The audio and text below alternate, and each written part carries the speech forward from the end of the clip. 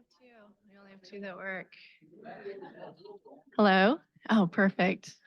Testing. Okay, can everybody hear me? All right. Good morning. Thank you so much for coming this morning. A beautiful Saturday. So how this is going to work, I have a presentation up here. We'll talk. We have Marcy Forbes, our community development engineer. We have Andrew Morris, our long range planner, and then I'm Jenny Rowan. I'm the community development director.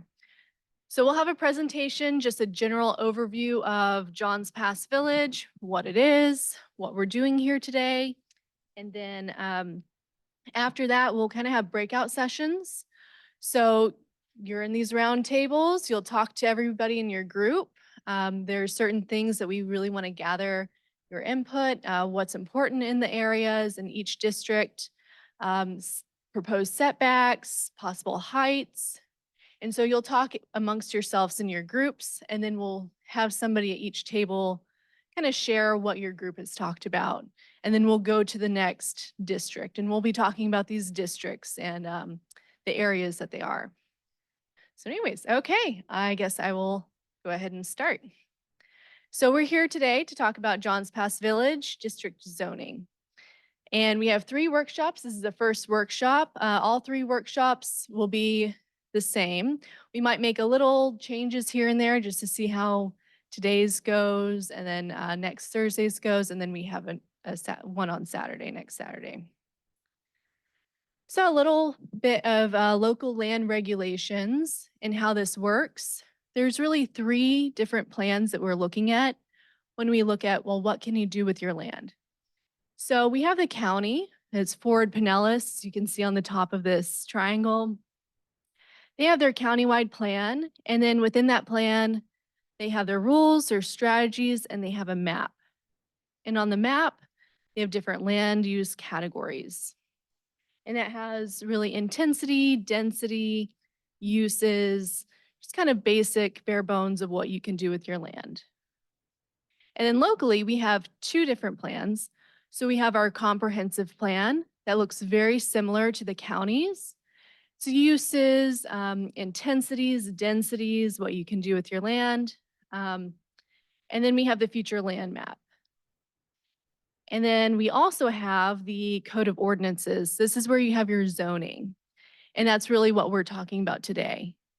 So in our zoning is within our land development regulations. You might hear us say LDRs. That's what we're referring to.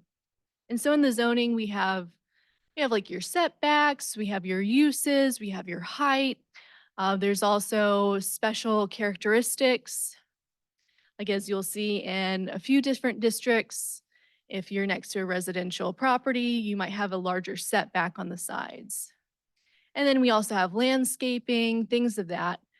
So as a property owner, when you come in, you come and talk to us, you say, well, what can I do with my property?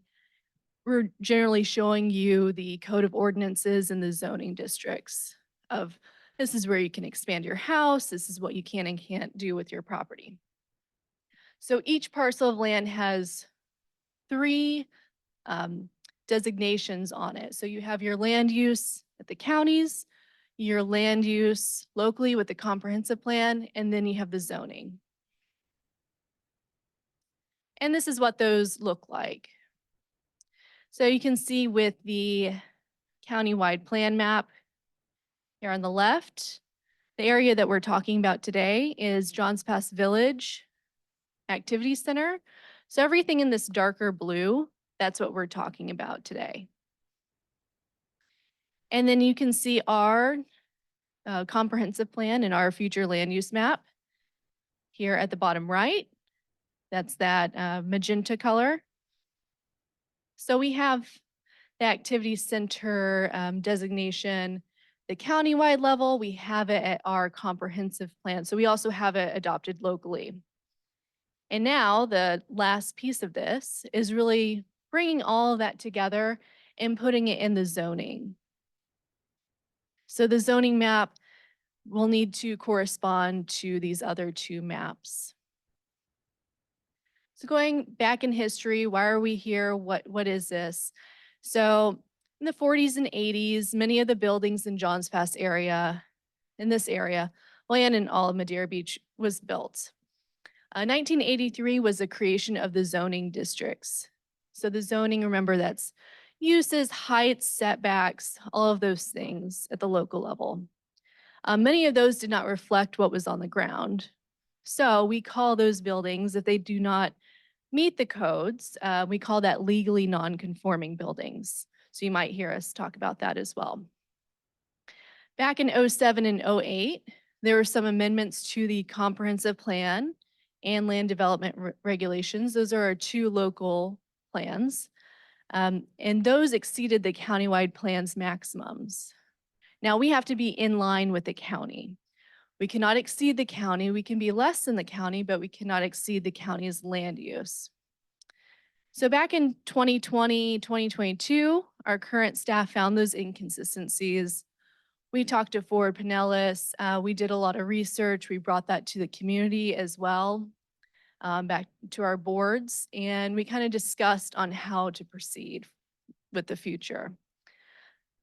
And so in 2022 and 24, we really had more public workshops, public hearings on creating the Johns Pass Village Activity Center. So that different land use really incorporates what was built on the ground and accounting for that. So now those are both adopted, like you can see in this plan. So it's adopted at the countywide level and then our local land use level. And now we have to go and adopt our new zoning to correspond with that. So what is an activity center?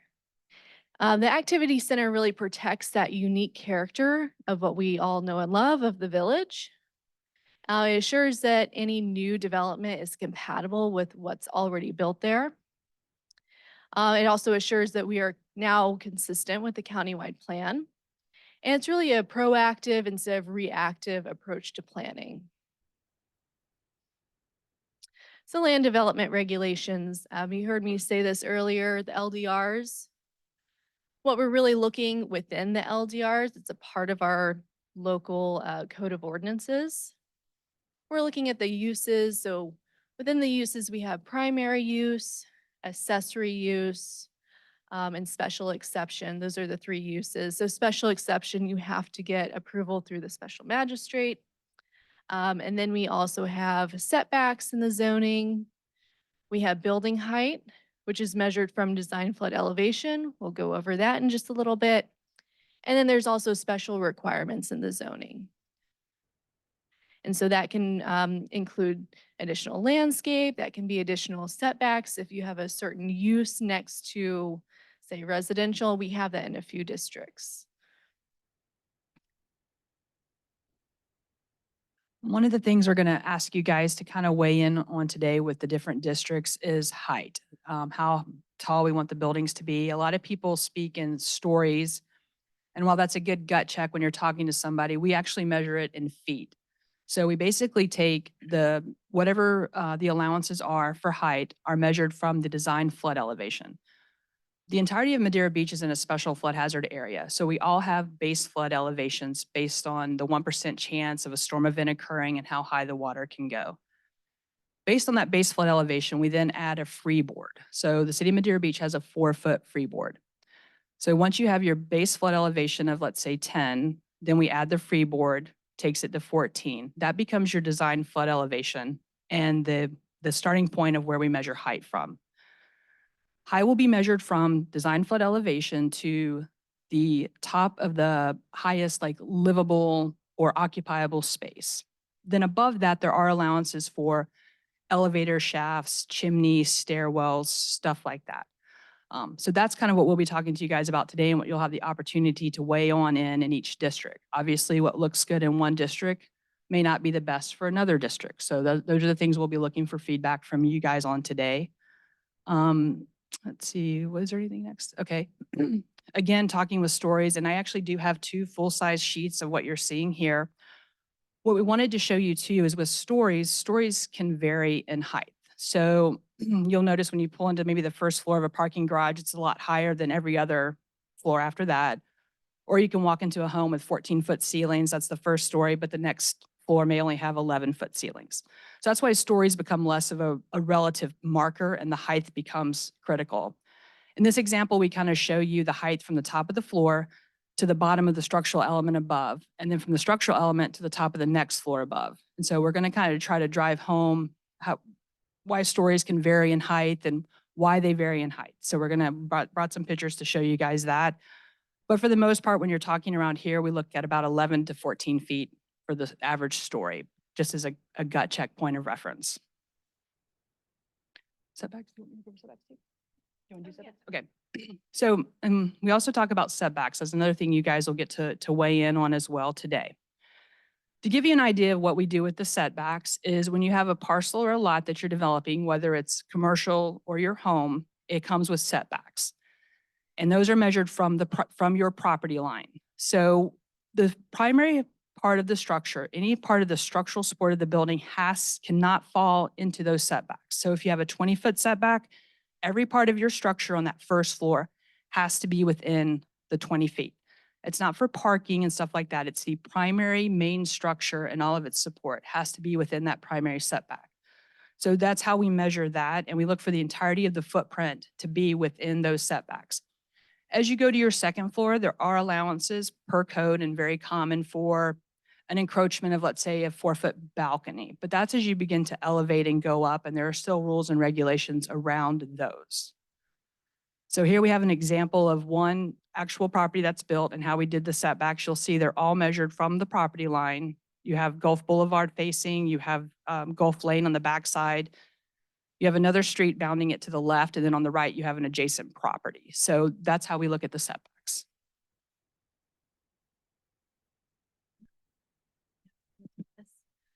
All right, so we have our zoning map, our existing zoning map on the left side. That's what it looks like right now.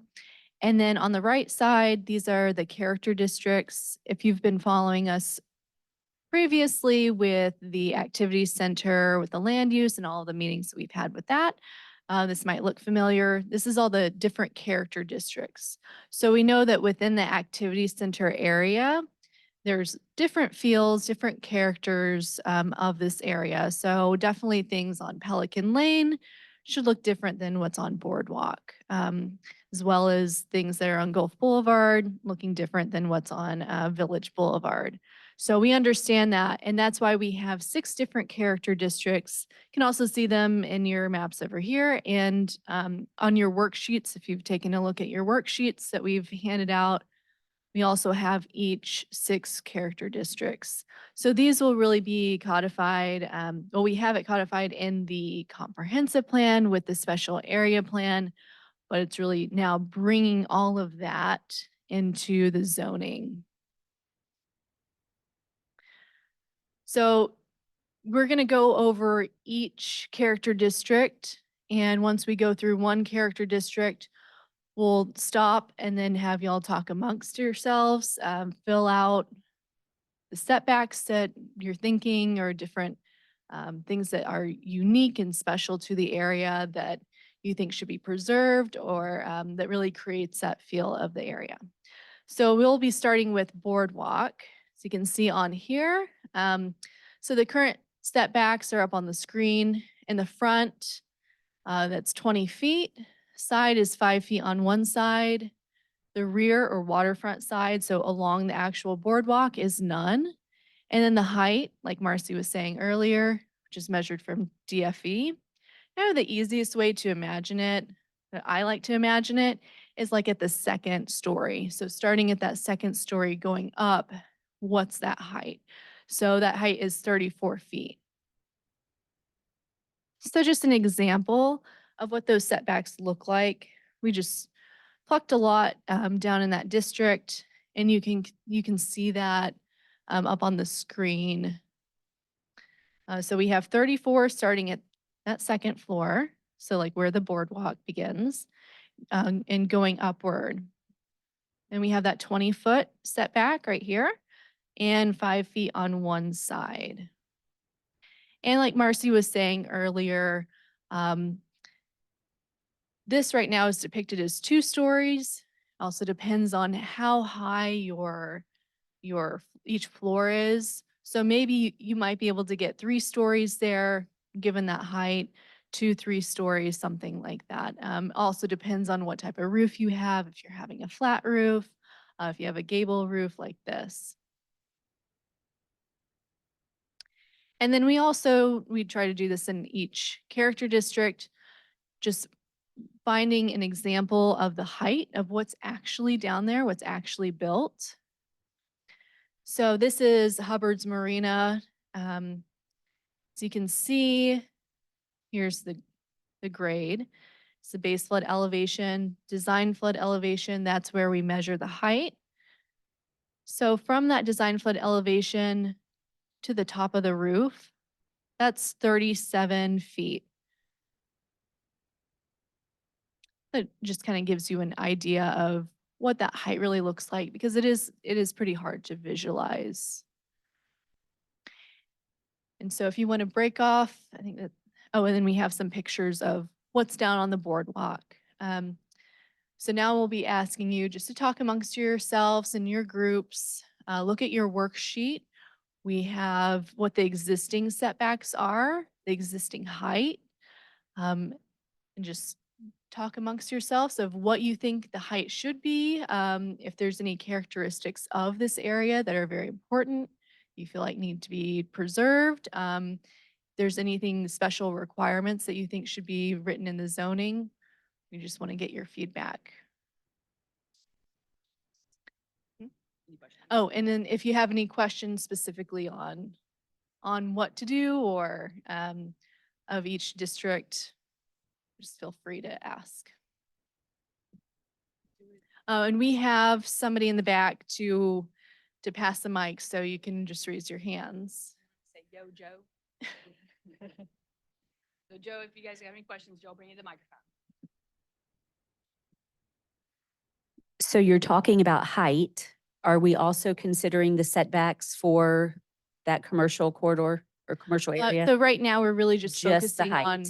Okay, no, height and Height. setbacks, but just on boardwalk. So we're just on boardwalk. Just right now, we're only focusing on boardwalk. So do you have any information on how many of the buildings on the boardwalk currently meet the current setback?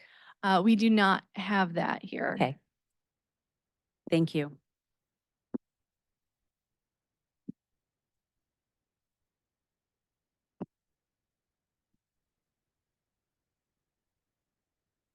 So what would be the maximum building height? Pulling it up, I can hear you. So what will be the maximum building height, you asked? That's really what will come out of these public workshops and then the public hearings that will be going forward. So we want to hear what you think should be the height, what's appropriate in all these districts. So right now, we're just looking at boardwalk, just this little sliver, as you can see up there. So on your worksheet, you have the existing, what's in our zoning code, an example of the highest building, which is this building, which is 37 feet above design flood elevation. And we really want you to talk amongst your groups and then we'll ask, we'll come around. Joe.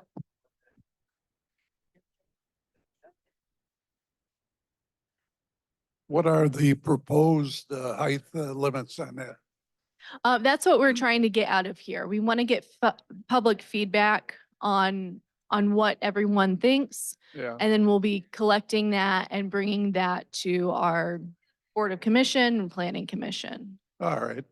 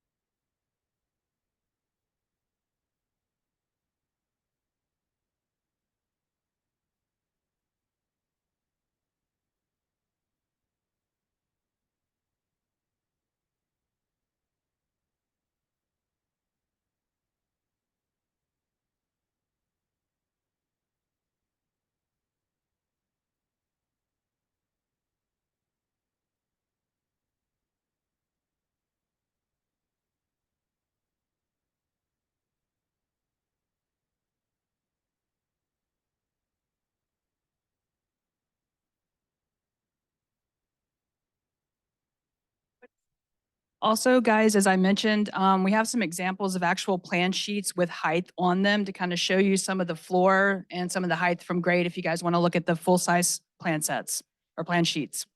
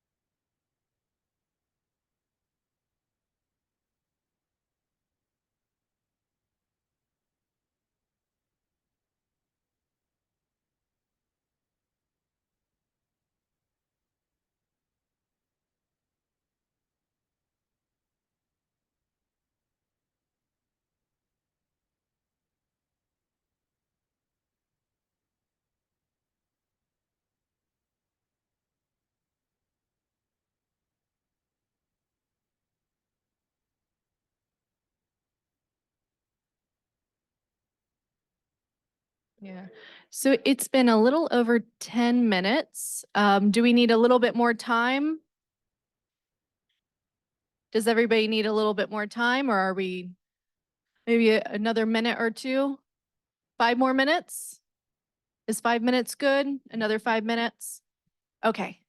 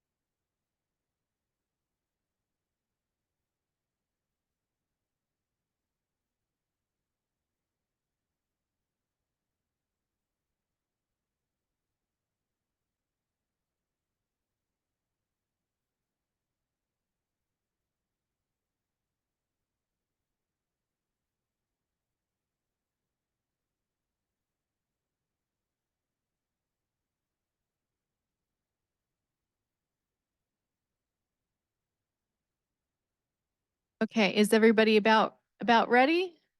Good? Yes, we got a yes, we got a yes.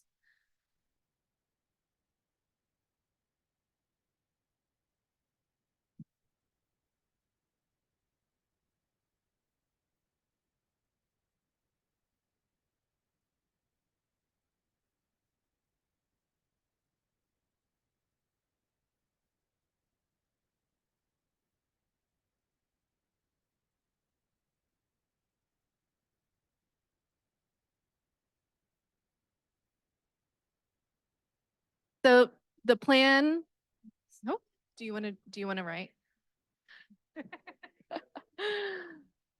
Okay, so we will go around each table and we want to hear any comments about height, and then we'll go to setback and then other. So other could be design standards or things that might be tricky or things that you think that we really need to look into while we're doing the zoning. Table, have them tell us the height, talk about it, see where we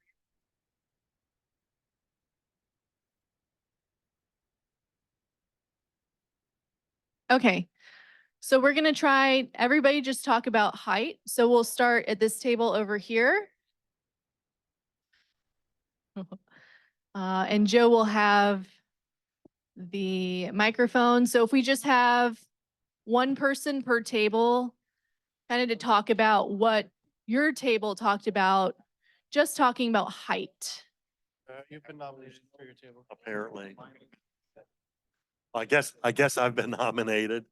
Our discussion has been to keep the heights where they are, except for where it comes to the commercial, where they can flood proof the first floor. And that gives them that extra story on the ground going up to take away the DFE. Just as an idea. So if basically if you flood proof the ground floor, then you're gonna lose that at the top. But to maintain what's there, are you talking about maintaining what's there in the current code or maintaining what's actually built? We would have to go with the current code. Consensus there, gentlemen, ladies? So I think from us internally, staff doing our research, the highest building that we've found on plans is the building that's up on the screens. So it's 37 feet. The current is 34, so it's not much off. So you think the 34 feet? Cons-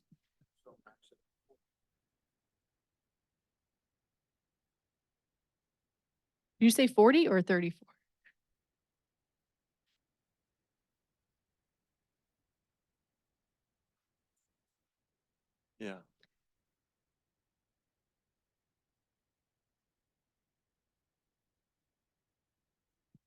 Yeah, Around 34. correct, Okay, correct. okay. Along with that comment about the DFE, if we're gonna flood proof the first floor, let's remove the DFE height. Okay. So we would use it Correct. if it's utilized for commercial or whatever space, other than parking, if it's utilized, then the height starts at grade level up. Gotcha. Okay, we have that. Oh, perfect. Okay, let's go to the next table.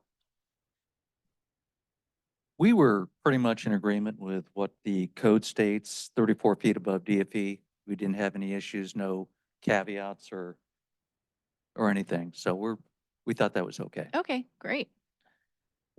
No, they're gonna do setback. And then we'll go around with setbacks after.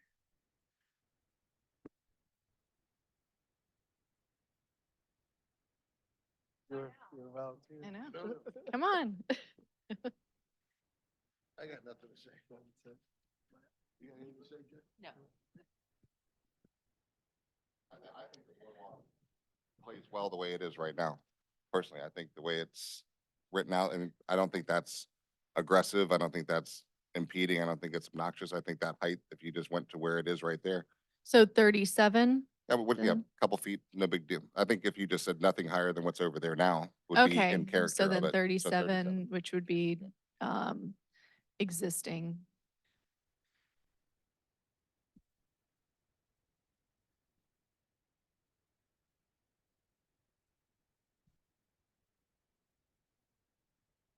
All right, next table wants to, So we agree that the boardwalk should be able to be rebuilt the way it sits today. So where the code currently says 34 feet, it could not be rebuilt to look the way it does today without allowing for the 37 and a half.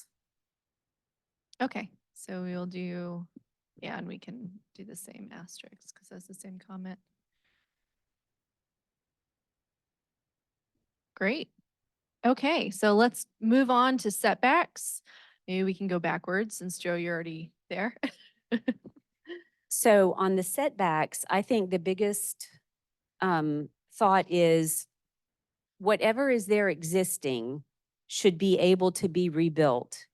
No more, but without understanding exactly where the buildings are in compliance, to do something that's non-conforming, but it's okay, doesn't seem to be meeting the idea of zoning so that you can build.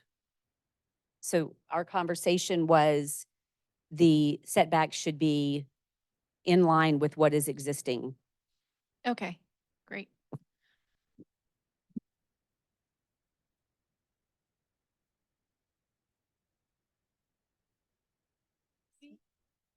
I don't, would it, if we were to put a caveat in our code and again, the planning and zoning, sometimes codes will read if built prior to this date, then that kind of clears up what's existing versus proposed to match. Jason, I don't know if we can discuss that.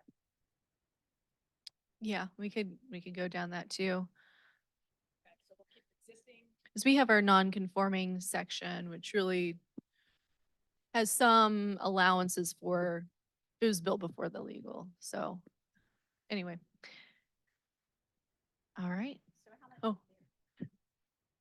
On the boardwalk, what is on the boardwalk that's not existing? that's not to code or not to the setbacks. Um, No. Everything that's there is existing, yes. right? So how It is would it be built if now? something were to completely redevelop, demolish, rebuild, then it would have to meet the codes. Did that answer? Okay. Okay.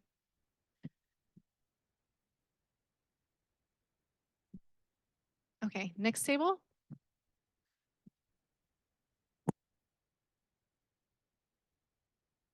I think there's several structures along the boardwalk that don't have the 5 foot on one side setback. I think it's critical to whatever setbacks are existing on the properties, want to make sure that whatever can be rebuilt to those setbacks.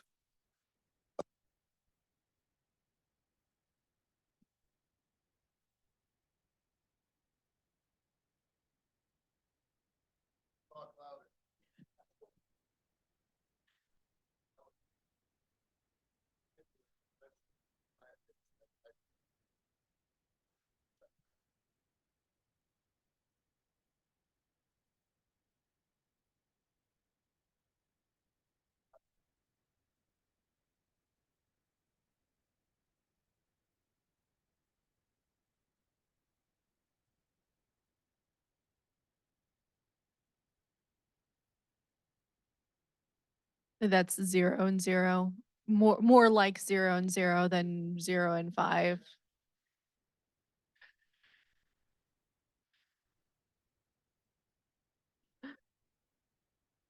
Of course. Okay, we will put that in there.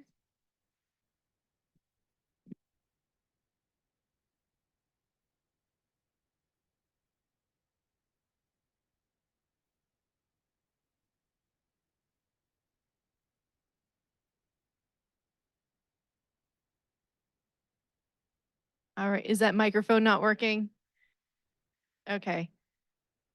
We can also just run this one. Okay, yeah, you're allowed now. We can hear you.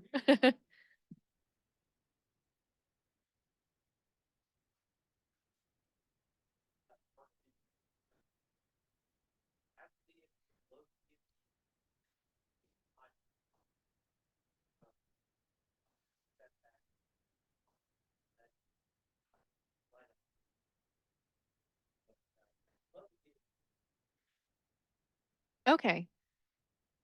So since this is being recording, I'll just, so anything above the DFE would not have any setbacks, but the ground floor would be 5 feet on the front, which is along the road. Yes, yes. 0 on the side. Okay, yes, and that's how we have it written in the code, and fire, of course, looks at, commercial buildings, so, yes. Perfect. And 0 on the boardwalk, I'm assuming. Okay. Okay, perfect. Next table. Okay.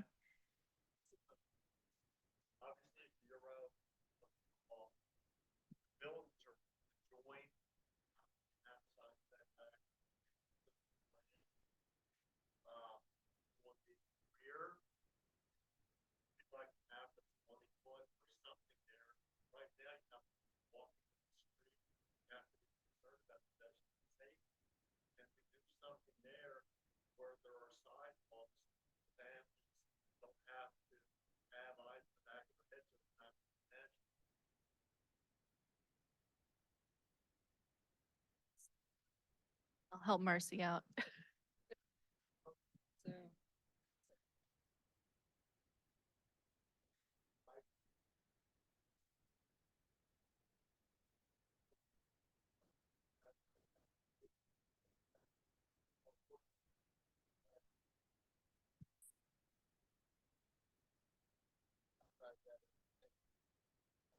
Yeah, put that under other two.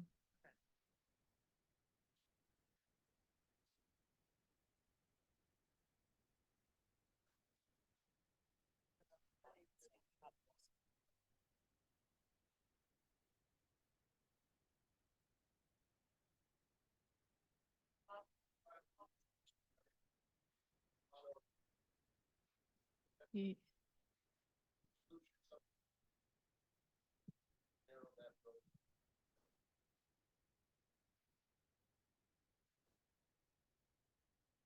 Okay, and so I wrote that here as well as the sidewalks, pedestrian safety.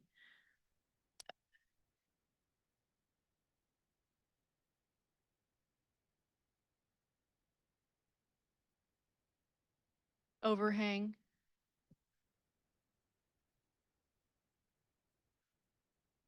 Yeah, it would cantilever.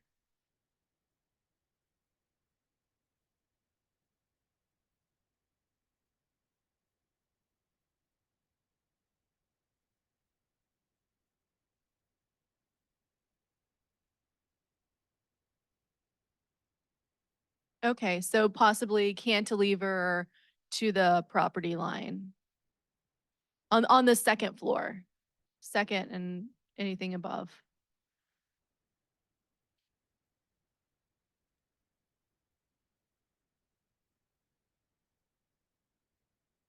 Right now in our code, it is 4 feet in the rear, like second and above rear balconies. And then the roof overhang can't exceed 3 feet. So we have a little bit of allowances, but that's definitely something that we can address in the zoning because that whole section is in the land development regulations. So we can make special exceptions for, say, boardwalk or, going forward.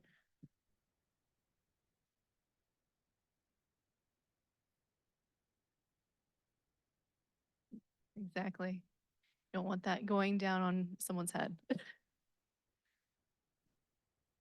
And we do have requirements now for roof gutters and drainage. Yes, we have requirements for roof drains and gutters, so, like Marcy said. All right, and then we also have other, so if there's anything else, that you're thinking of that we didn't capture in the height and setbacks, we can go around. So we don't have the other microphone, right, Joe? Okay, it's gone. Okay, so we only have one. Was there any other comments from this table? Any? Yes. We have that, okay, great. The second table, did y'all have anything else to add? Nope. All right, this table, third table, y'all are good? Over here? Okay, great. Okay, so we will go on to the next district then.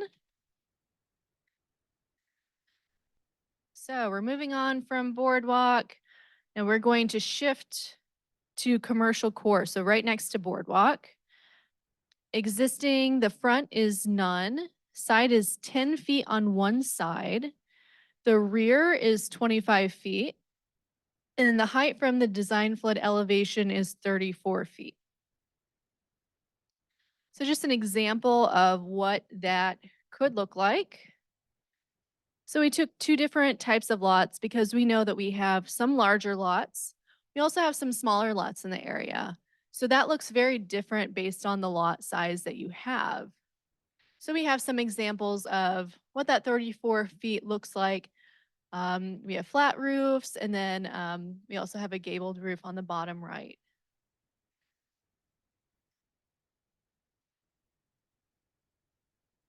And then taking the highest building in that commercial core area and finding the design flood elevation and what's the highest. So measuring from design flood elevation, this is the garage, which is the highest building down there, is 55 feet and 6.5 inches from design flood elevation.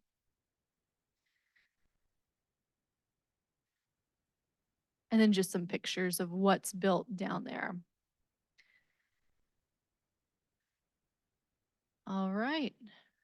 So are you ready to talk amongst yourselves? And then I'll just ask if we're ready and how many more minutes we think that we need.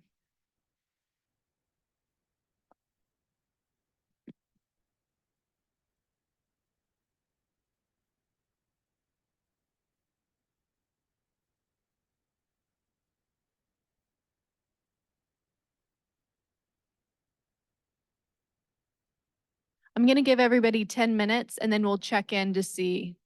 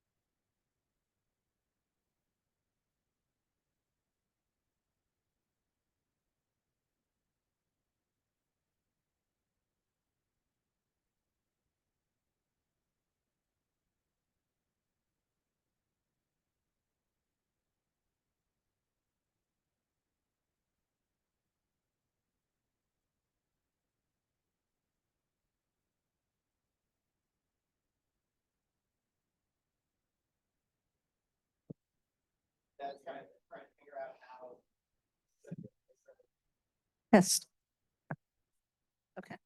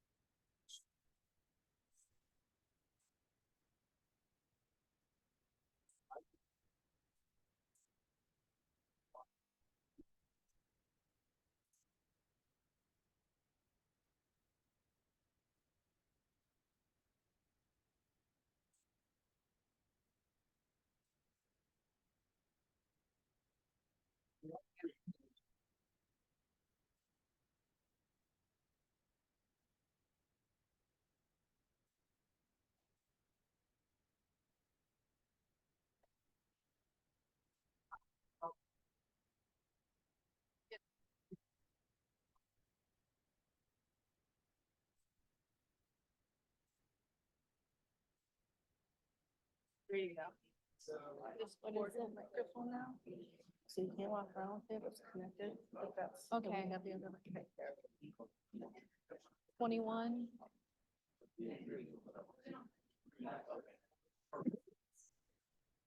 Okay, so 10 minutes has passed. Do we need another 5?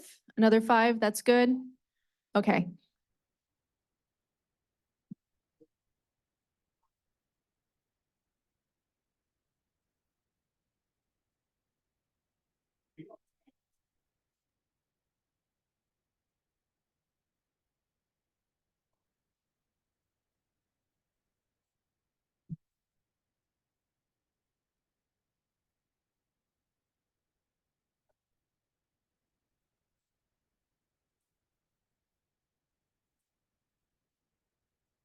I think we're doing it. Yeah.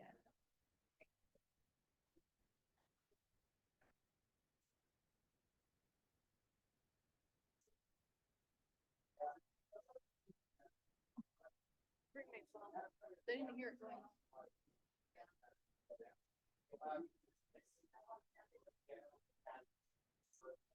Maybe when we have these, we can all three go table by table. That sounds good. I would So I think that feel would be like good.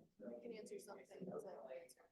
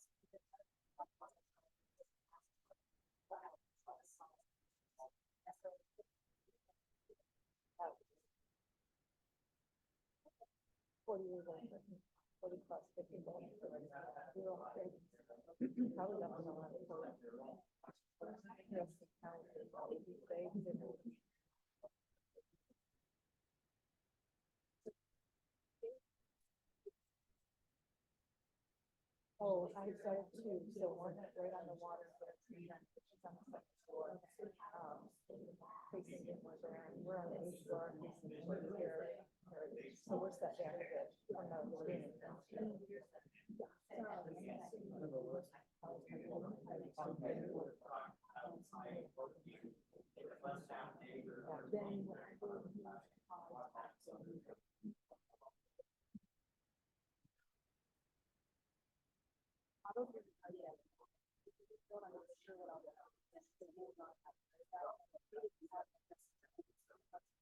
Happy to. Yeah, we probably would wanna, we probably want to actually talk to you a little bit later. Say, we have a new government. So it's really weird how that. We have. some more ones.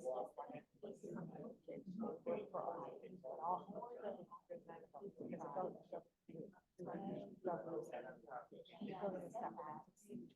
Separately, separate budgets, separate everything. So bizarre. It's so bizarre to me. I can't even, as a businesswoman, I can't even figure out why would you, we're gonna get a new roof, you're not gonna get a new roof. Why aren't we getting 90 roofs all these? We are, so the whole thing makes no sense. Yes, and why are we paying them? We're paying twice. Like, I don't get the whole, if I'd have known how they run a business, I was a business one for 30 years. I would never bought this. Although this price is great. But oh boy.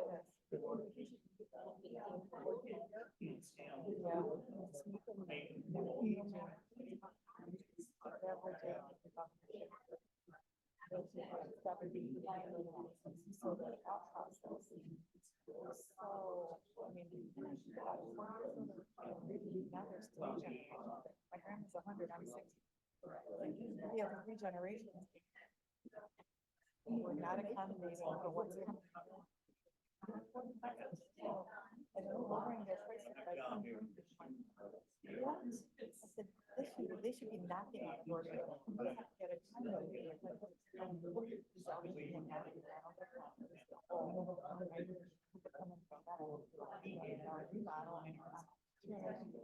Property, I'm not gonna do it, right?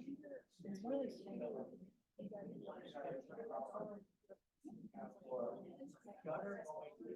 I'm not sure you for a reinforcement scale. That would be better. The first person.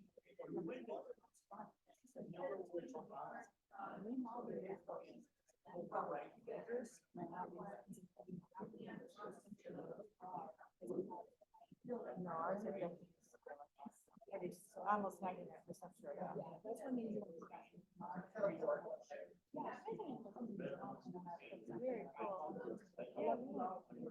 I'm not a governor yet, but I just get on that board. I get some over the town, not really short the time. I don't work, and I don't have the time, but really.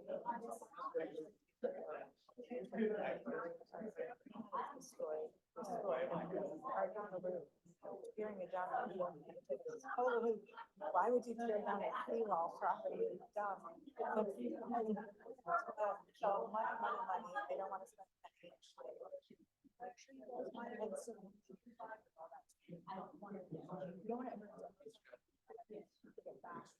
That's what they did. They took the roof off and kept everything else so that we didn't have like them out identical. But now we can't put the roof on.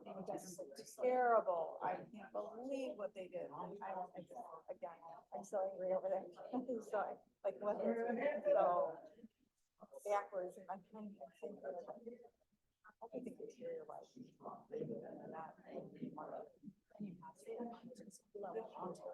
Well, that's why there's four buildings. You go up, gym is ridiculous. Equipment's rusted, apartments, it's embarrassing. This one, that's so kind of. Get your condo up to like, remodel your condo, at least put a coat of paint on it.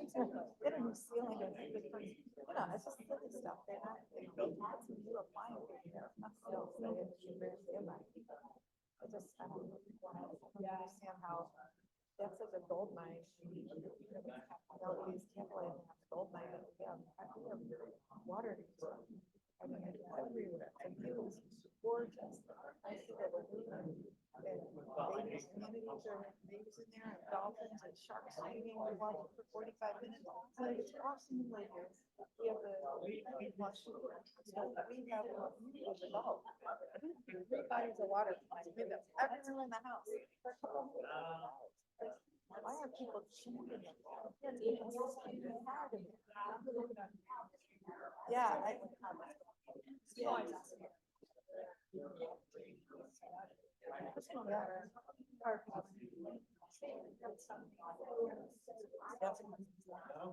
think the key though there is think about when you're building a building years ago.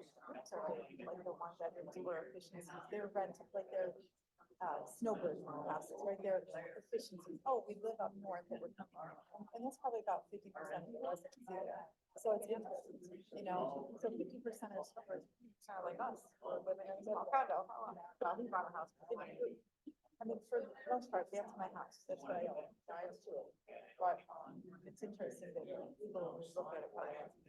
Yeah, the biggest ones are 2 bedrooms. That's the biggest. So that's what we're talking about.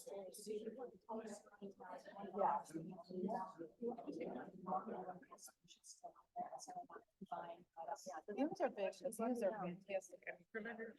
All right, the 5 minutes have gone and passed. Are we all ready to share? Are you ready, Marcy? Okay, and Joe has the microphone, so I guess we'll start over. We're just talking about height at this point. Yeah, and you can, perfect. So we will start at this table.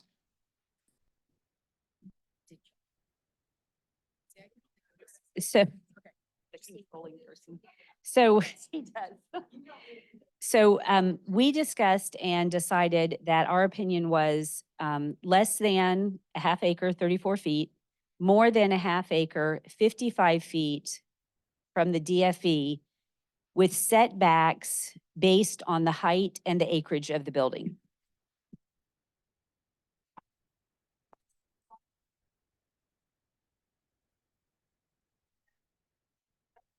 Got that written down.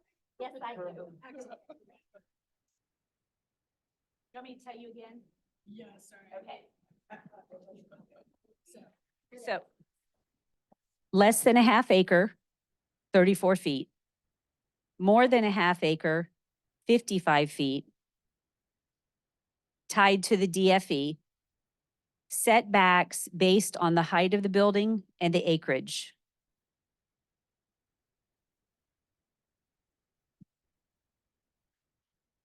So the idea is that nothing would be built taller than what is the tallest building existing.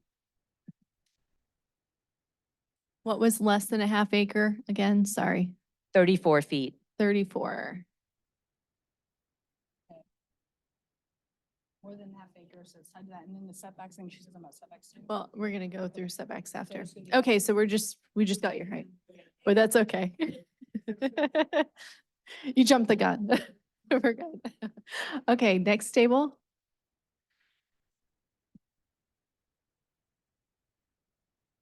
I agree with the vice mayor. I think, nothing higher than what's there now. The only issue I have with that 55 feet is today you have to access the roof for mechanicals and things like that. I'd like to see an exception for elevator shafts, because those go above, Yes. and stairwells. So I believe the 55 feet is the right height. And, but you have to have room for the elevator, you know, the equipment to be up above there. You have to have room for stairwell to get up to service mechanical equipment. So we do have one exception in our code that does allow for mechanical units, elevator shafts and stairs to exceed the height no more than 20 feet above that. But it's very minimal on what it allows, but elevator shafts, stairwells, steeples, so architectural parapet walls. Parapet walls. Exactly.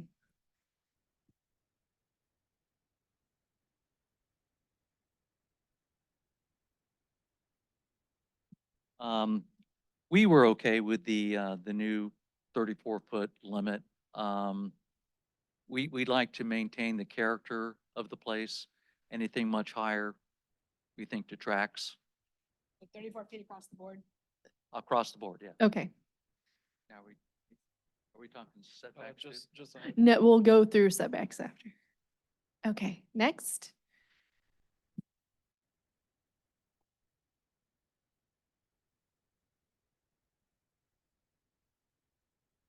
All right, we're in agreement also at 34 foot. Okay. All of the setbacks remain the same, but keep in mind, we would also want that language in there about the DFE, that if you're going to build out on the first floor, you lose the DFE. No? No, we don't want that? Okay, disregard that. Okay. Okay, Yeah. so we want to encourage commercial on the Ground first. floor. Yes. Commercial. Perfect. Okay, so we can, because we'll do backwards. Yeah, setbacks were. They remain the same. Remain the same. Across the board, no matter what the acreage is. Okay. Makes it easy. All right. Next table.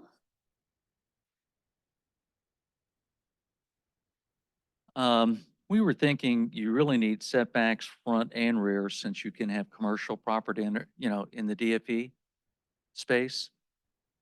And we were looking at 20 foot in the front and 10 below the DFE. 20 feet in the front, 10 foot in the rear. But above the DFE, pretty much, what is it, 10 in the front?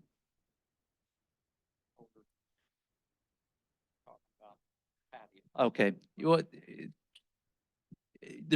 could have a patio, I guess it would be 0 for a patio above the DFE, 0 setback. So on the second floor, it could go On to the the second property line. Yes, but on walls about 10 foot, so you could have a 10-foot patio. So would the front be 10 feet? Front would be 10 foot. Okay, yeah, I think those are, Well, the front is 10 feet below, 20 feet below the DFE or 20 feet? Say that again? You saying 10 feet It's- below the DFE? so in the front, it would be a 10-foot setback. And then on your second floor, if there's a second floor, it could go to the property line. Is that right? No, the front below, on grade would be 20 foot. Is 20. On the front, 10 foot Okay, in the rear. So, All right. so front, 20 feet below DFE.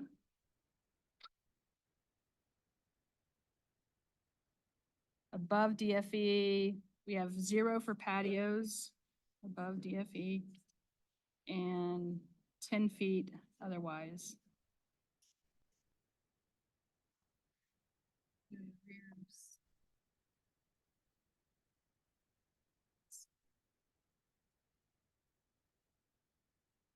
And then a side, did y'all talk about side too? We did. We thought the 10-foot setback On for the one sides side. is fine between businesses. And basically, we came up with that because of Waltz. Waltz is currently there, and you wouldn't want somebody building up, to that property line on Waltz with a 0 setback. Okay, perfect. Okay. We got it.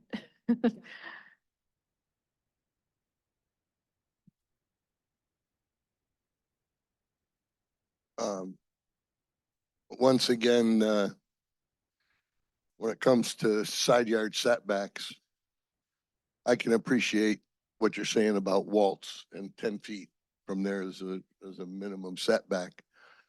But you have to realize that there's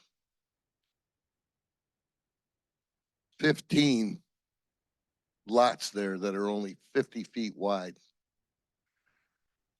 And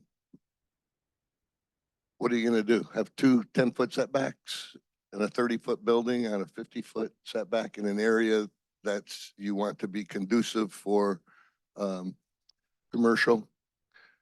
And so once again, I think max 10 on one side, but you have to have that 0 lot line in order to have continuity along the commercial core there. I think that's very important.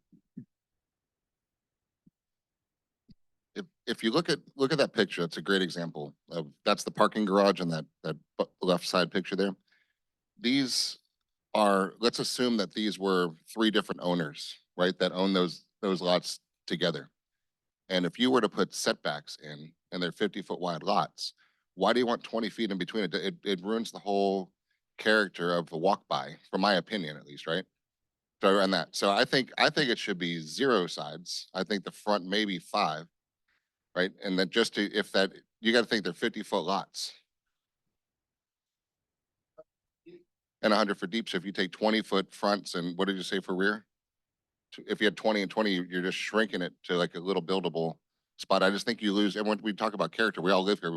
All of us walk around Johns Pass, and it's nice to go from shop to shop to shop. So I think if from a commercial core is commercial core, and if every one of those individual lots could be individually owned. And so I think it should be, and they may be, you never know.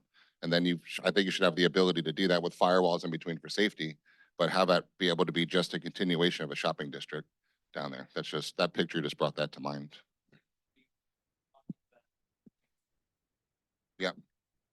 Right. But we got to look at it as either that or right now they're individual lots around there too. Okay, so, hold on, so what are we saying then? You're saying 0 side? 0. I think that photo tells the story of what we were thinking. So the setback below the DFE, you'd have space for, just like in a traditional village, for the commercial shops to be able to put a table and to have pedestrian traffic that's not on the street. Above, we're saying a setback of, say, 10 feet, but not to the railing, having a patio. So you can have patios in the setback. Yes, patios would extend all the way to the property line. But the actual wall structure would have a 10-foot setback. That's Mhm.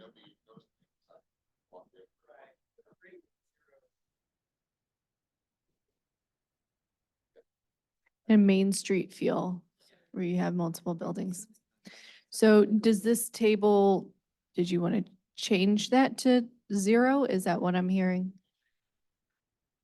Okay.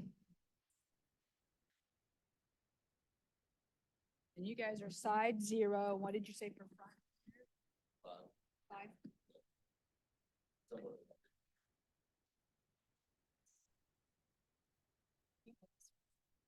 Yeah.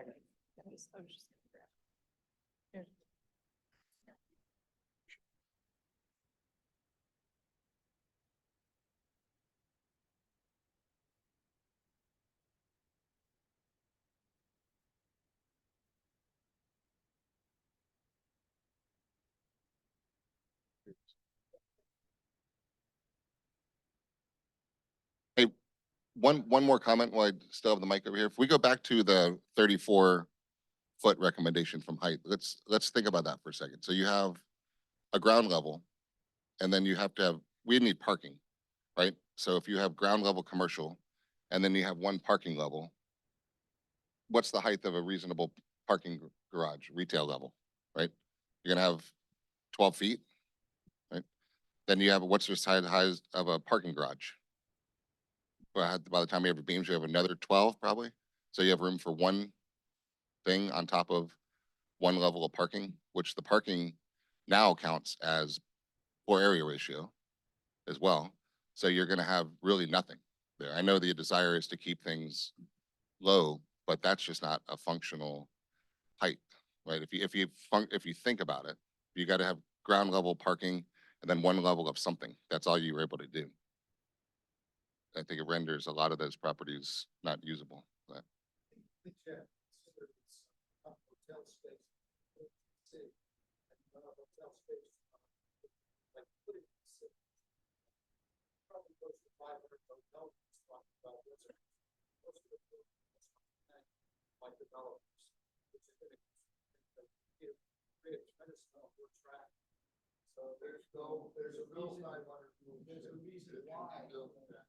there's a reason why there's a need to limit kinds of buildings that can be built, particularly hotels. If you're building condos, they have much lower demands for traffic, fewer cars on the road. When you put in these hotel rooms, it quantitatively jumps up your traffic within the city itself.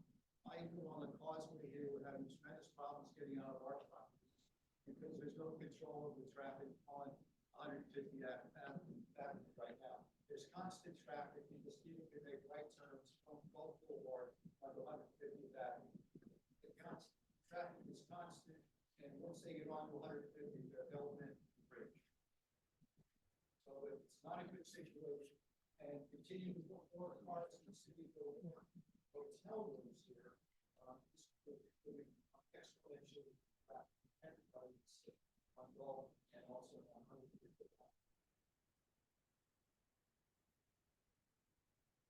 Respect your opinion, but respectfully, there's no property in Johns Pass with the FAR and the densities that were approved in Johns Pass.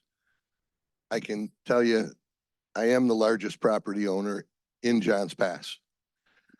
There's no plan and no possibility ever to do 500 hotel rooms. It's a,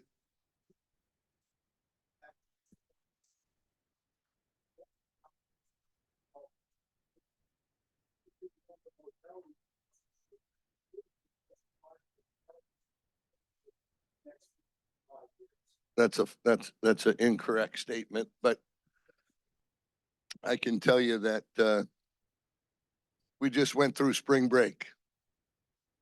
There's traffic. There's traffic. It's done.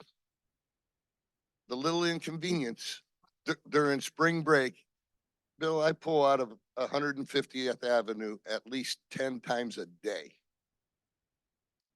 During spring break is a little more difficult. Yes. You have to be patient. Yes. Those tourists that are here spending their hard-earned dollars keep this city alive. It keeps the taxes low. You put up with a little inconvenience for like today. When you drive around today, there's not traffic. I had to get towed in to Tampa Thursday night, and I sat from West Shore Boulevard to get to Fowler Avenue, 50 minutes. You want to talk about traffic? That's traffic. All right. that, Ding, ding, ding. and Hey, again, guys, no, we appreciate your conversation. It's very important and out of respect for everybody's time, let's get the conversation out for all the districts and then in follow up, if we want to have some more conversations, agreed. It is very important and you guys all have valid points. But we're so happy to have all you guys here. We want to respect your time and hear everybody's voices on these specific topics. And then later on, you guys can have that conversation. So sorry about that. Okay, so right. where were we? I got you guys at Setbacks. Zero sides, front and Front and rear, rear. 5 feet. Yep. Okay, Okay, The same 55 DFE height. yes, we got, yeah. yes, we have that. So we discussed,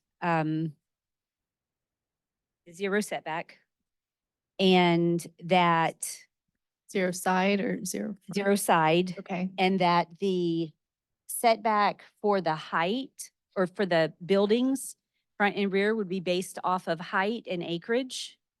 We also have a comment that we would like to go back on. I think it came from this table, in that if in the building of redevelopment that could possibly happen, taking a look at the roads and making the traffic one-way traffic, which would create a better flow, it would be better for pedestrians, and it would also help with parking, was what we discussed. One thing just to clarify, so you can do a mixed-use building with residential condominiums in the commercial core district. You just have to stay within that FAR. So this is like. okay, and then we can just go, we got everything with setbacks. We can go to the other, so I have roads, one way, potentially. Any other that's not captured in height or setbacks? I think y'all are talking about design guidelines and, right? With looking at the building, and if they are acreage setbacks, all of that, to be super focused on The appearance. we discussed.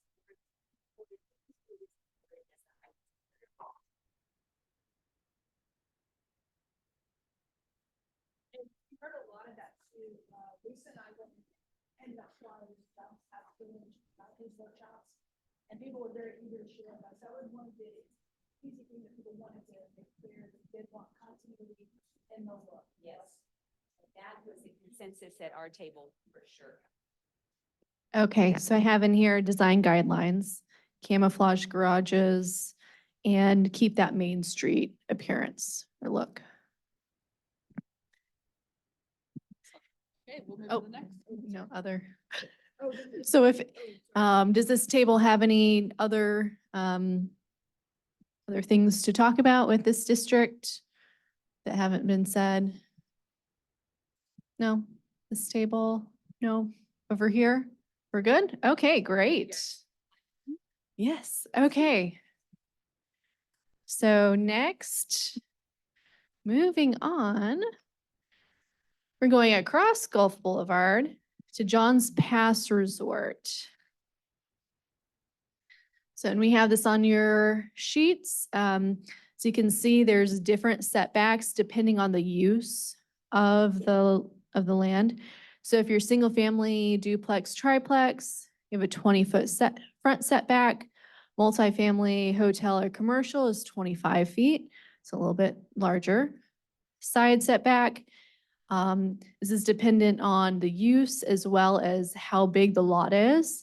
So if you're single family duplex triplex and you have a lot that's less than 50 feet wide, then your setbacks are 5 feet and 5 feet.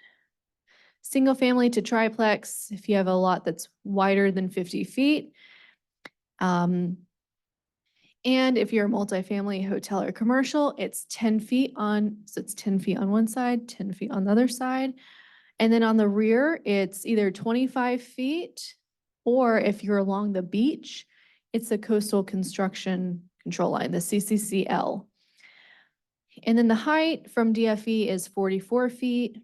And then there's a special requirements for hotels or multifamily. If it abuts a residential, then there's an additional 5-foot setback to account for required landscaping. So it can look a little different. I did 2 examples here. So taking this like larger lot over here in the Johns Pass Resort, we have a 25-foot setback in the front. You're on the beach, so you're right along that CCCL line. It's a little hard to see in this picture, but it's that green, that bright lime green line right here. And then on this top example, I have 10 feet on the side. So saying that they're not next to like a single family or a residential property. This one on the bottom, they have 15 feet. So that's where that additional 5-foot setback comes in. And both of these properties are 44 feet from the design flood elevation. You can see that they look a little different. Like we talked about before, the height of the actual floor can be dependent on what you want in the interior. So here on the top, I think these are about like 10 feet. So a shorter floor, floor in height, you might be able to get 4 stories. But if you're about like 13, 14 feet in height, you could get about 3 stories. And then one example that we have down there, I believe this is Beach Place. From the design flood elevation to the top of the roof, this does not count for the mechanical units, which are allowed to exceed that. It's 50 feet, 8 inches and a quarter, 8¼ inches. And then taking another lot in R3, which in this district, because we do have these smaller lots over here. We do have single family duplexes, triplexes. So it's also, we need to make sure that we account for these and that we really protect these properties as well. What those setbacks look like, you can see on this example here.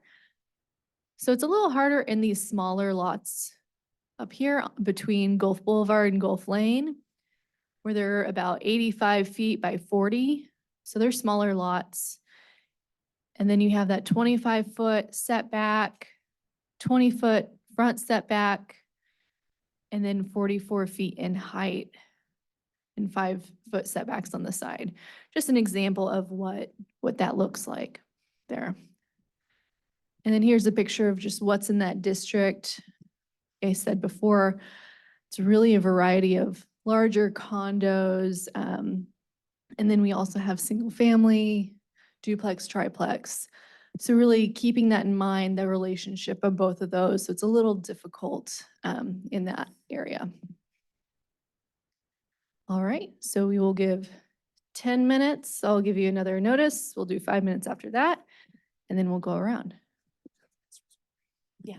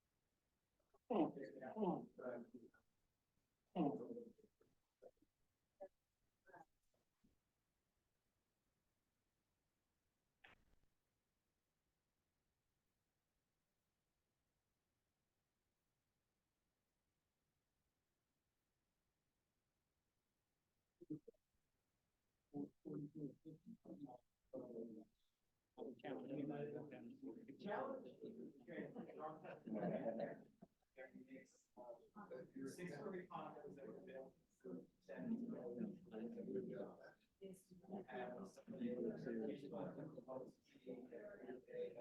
Oh, okay. And you have mix of single family homes. It's kind of tough to kind of figure out how do you accomplish all of that and allow it to make sure that it's all suitable for allowance. If you have enough land to get to that. But what is? In 93, very good by Scott.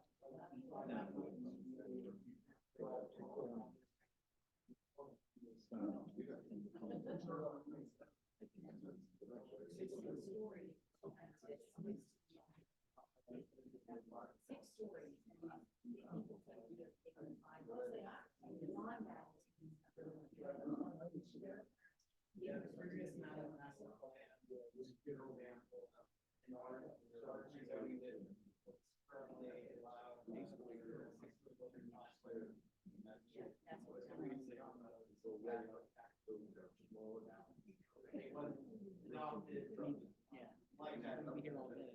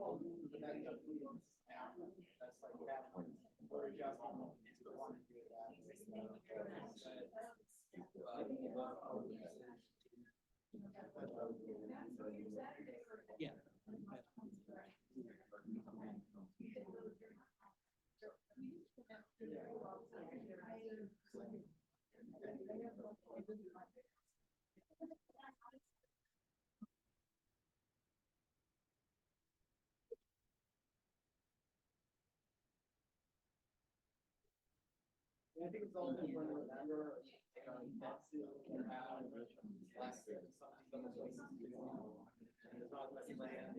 So if you can't really get these big condominium projects, in San Diego, or you can't go to big resorts. We can't, we don't have this land or the density allowed. One of the big, big, sure, not. There are some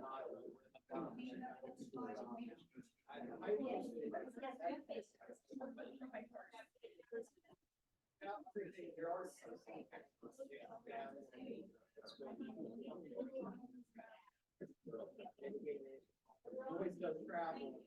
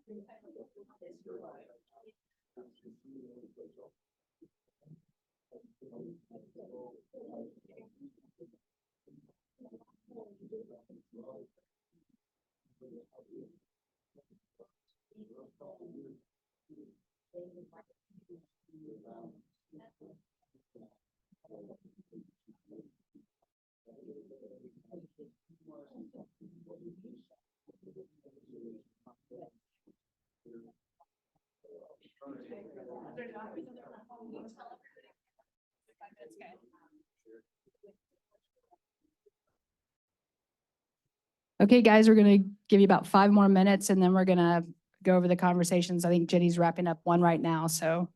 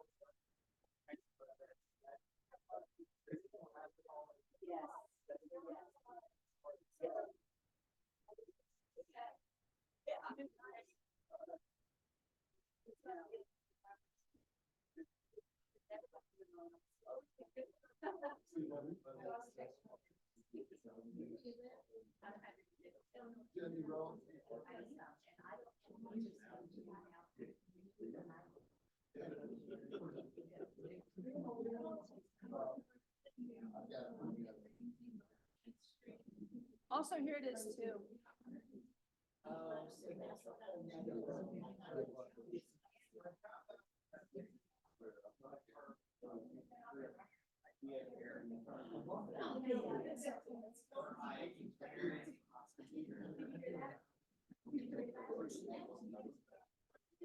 Yeah, that's kind of another example for us. And I got this thing, how does it basically work like, well, now we're cutting that. Now you can't do that. We have room for criteria. Very that's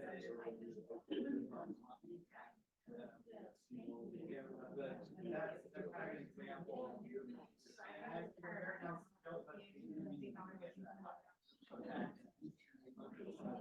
Now they. I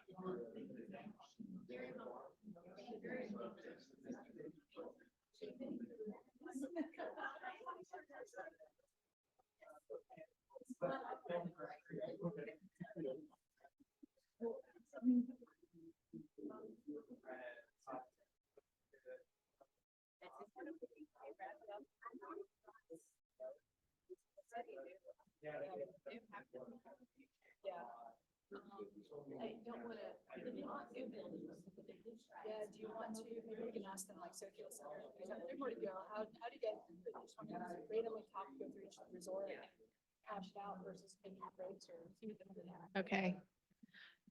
Okay, everyone. So I know it's noon, so we've lost some people that had to go.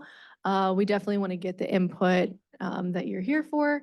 So we just want to see if we want to stop now and then you can come back to another session and we'll definitely go through those other 3 first. Or if we just want to go through quickly each district. Is there any consistence? So you'll have to leave, yeah, because it'll take about an hour.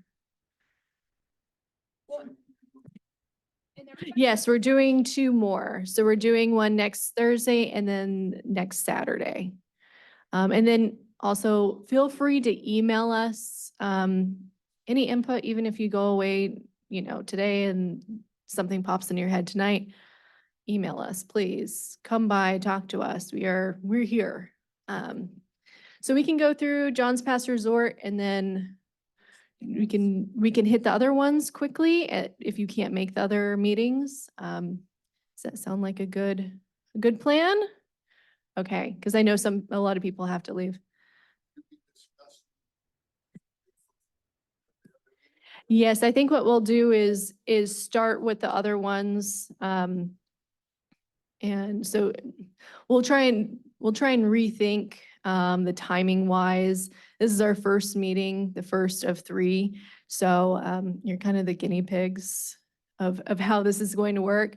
So maybe we'll make the first presentation a little quicker, rethink that, and then see what we can do with time limits. So anyway, so we can start with John's Pass Resort. Joe's over here, so I guess we'll start on this table. Yeah, we'll just do height setbacks and other every time. So we lost most of our table, but the majority was, our opinion was to go back and follow somewhat of the same guideline as the commercial, which is to base height on acreage Lot size, okay. with a not to exceed. We want what is existing to be able to be rebuilt, but we wouldn't want anything larger. And again, we would want some sort of design standards. Okay, he's As wanting well. design standards in this area too. So greater than a half acre, what, 55 feet again? Got it, okay. With a not to exceed, okay. Yeah, we could say the highest building, but I think it's around like 55, something like that. Okay. Okay, setbacks.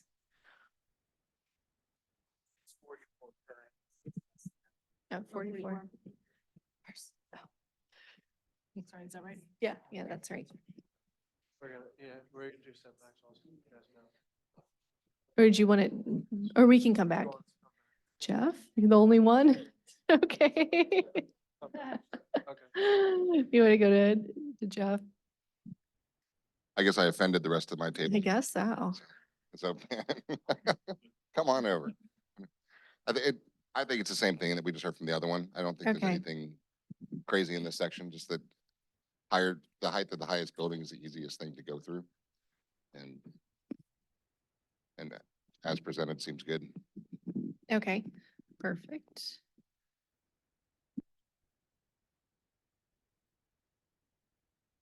Yeah. Yeah, so the highest is like 51, but yeah, we'll just have to check to what other plans we can find. Maybe taking measurements with Frank. Okay, next. Okay, we looked at this and we saw the code, we saw what's existing, and we don't have any problem with what's existing.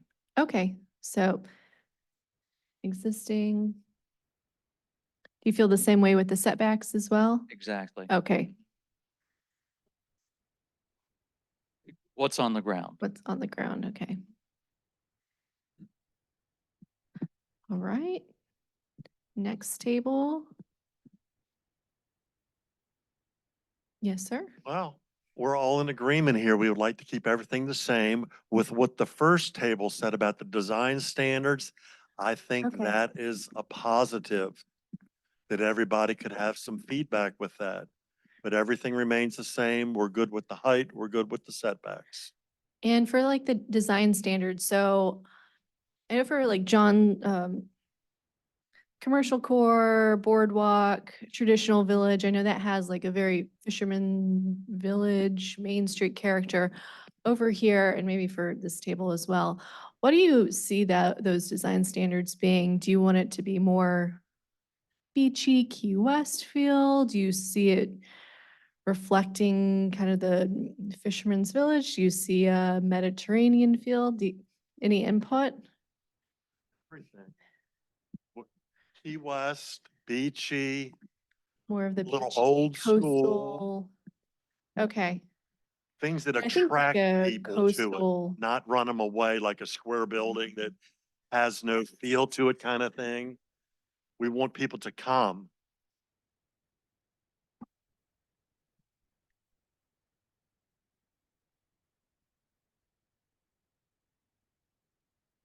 Okay, is that what this table was thinking as well? Like that beachy, okay, great.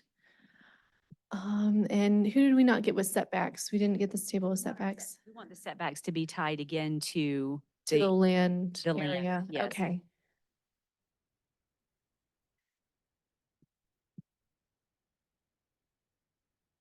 Okay, did I miss anybody with setbacks? What was your comment on setbacks? Okay, I feel like we missed, What did they say on the setbacks? I think they said it remained the same. okay, remain the same.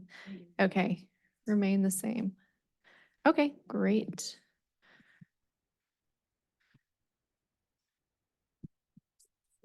Yeah, okay, so we'll do the next one. We'll, I guess, just try and do this quickly. And then also, if you're able to attend the other, and you want to attend the other workshops, please join. We'd love to have you. So low intensity mixed use, this is the same zoning category as what we just saw. So the same setbacks are written in the code in this area. This is Pelican Lane. So you have a mix of single family and then those older beach cottages back there. So just a very similar example that you saw before, since it's the same zoning district right now.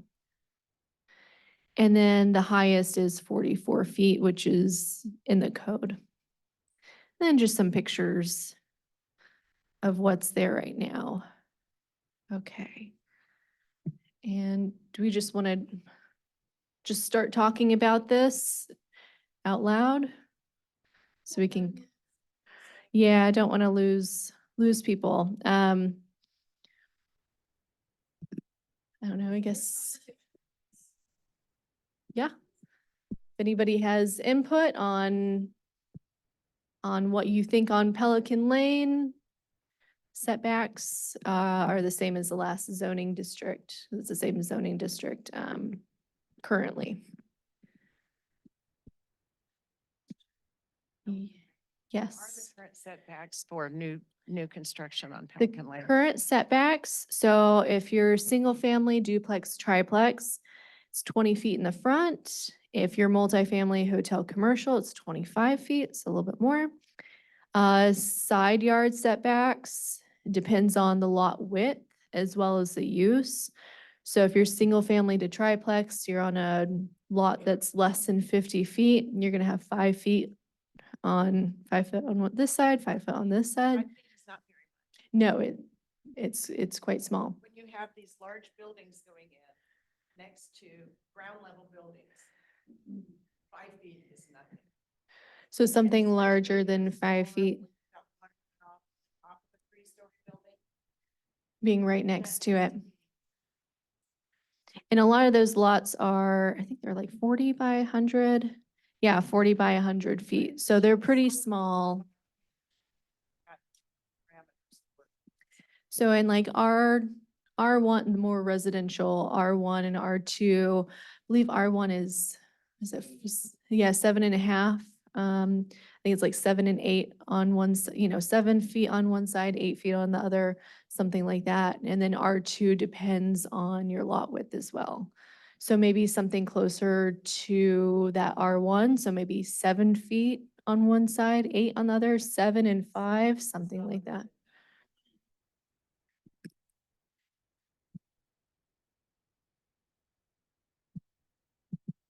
Yeah, yeah.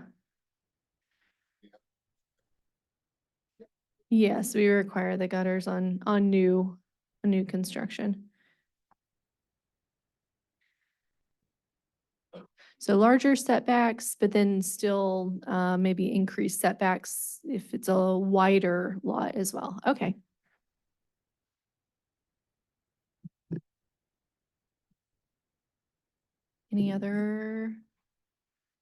Anything else about height setbacks or other things?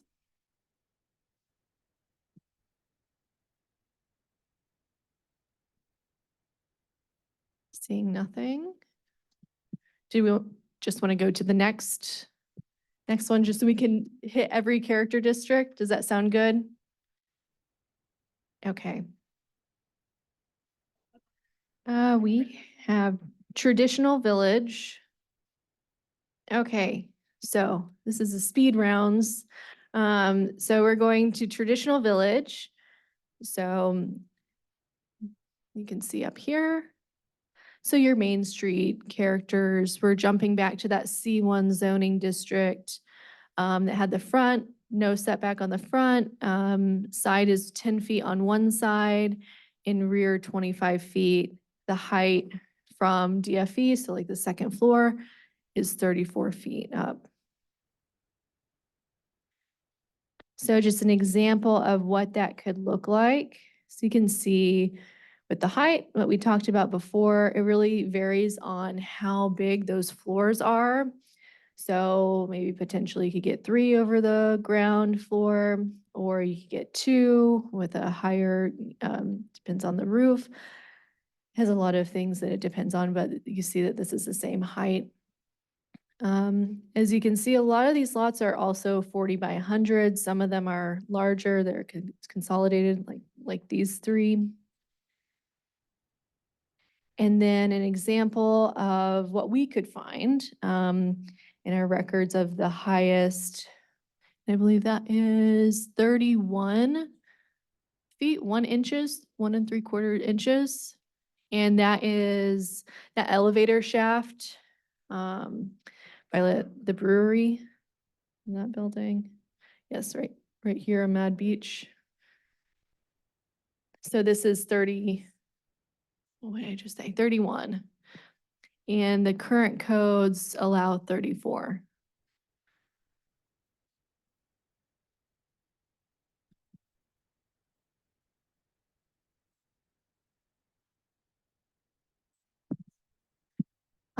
I would say almost all of them don't meet it, because if you just looking at these pictures, most of these are lot line to lot line.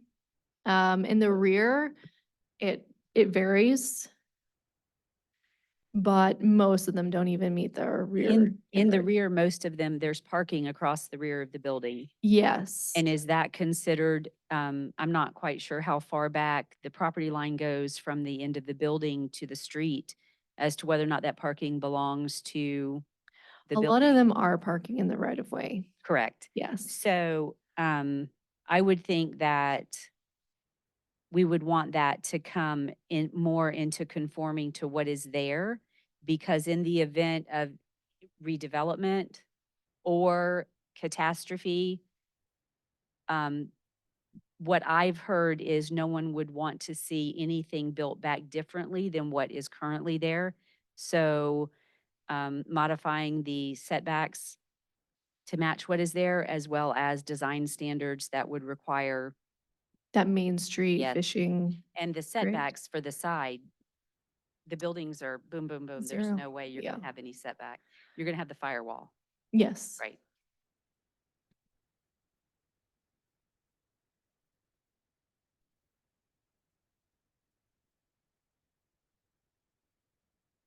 And the height, you I keep think the that, same I think the height's fine. at 34. Yeah, I think it's interesting that it's 34 and the tallest is 31, but, Yeah.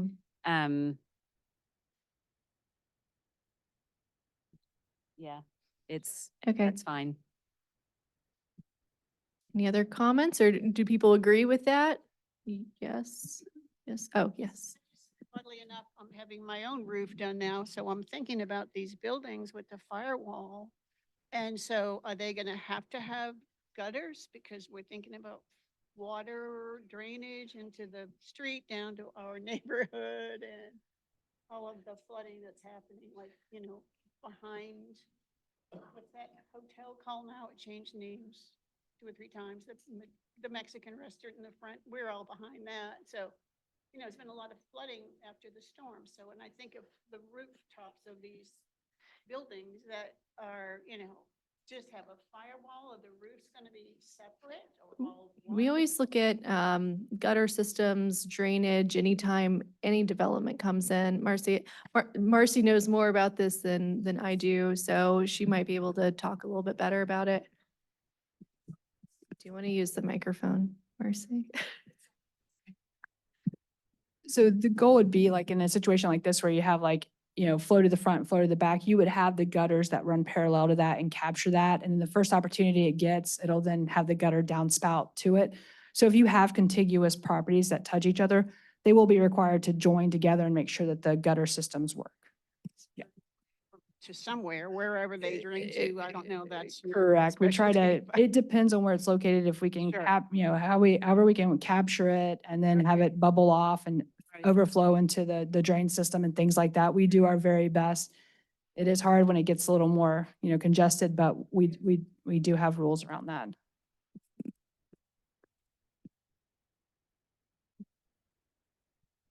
Do we want to put that in another, just drainage and just so we can keep that in mind? Okay. Anything? Right now is 68.5 inches, correct? That's the max, and does that include the elevators and everything that go? The maximum height right now is 34 feet. It's a traditional village. You might be looking at Traditional, a we're back different to one. traditional. Yeah, okay. we went Understand back to that. traditional. Sorry. So it's 34 feet and like a lot of these buildings were built before the code, so we don't have a lot of plans in our files, but one of the more recent things that we do have is that elevator shaft, which appears to be one of the highest things on that road. And that one was 31 feet from design flood elevation.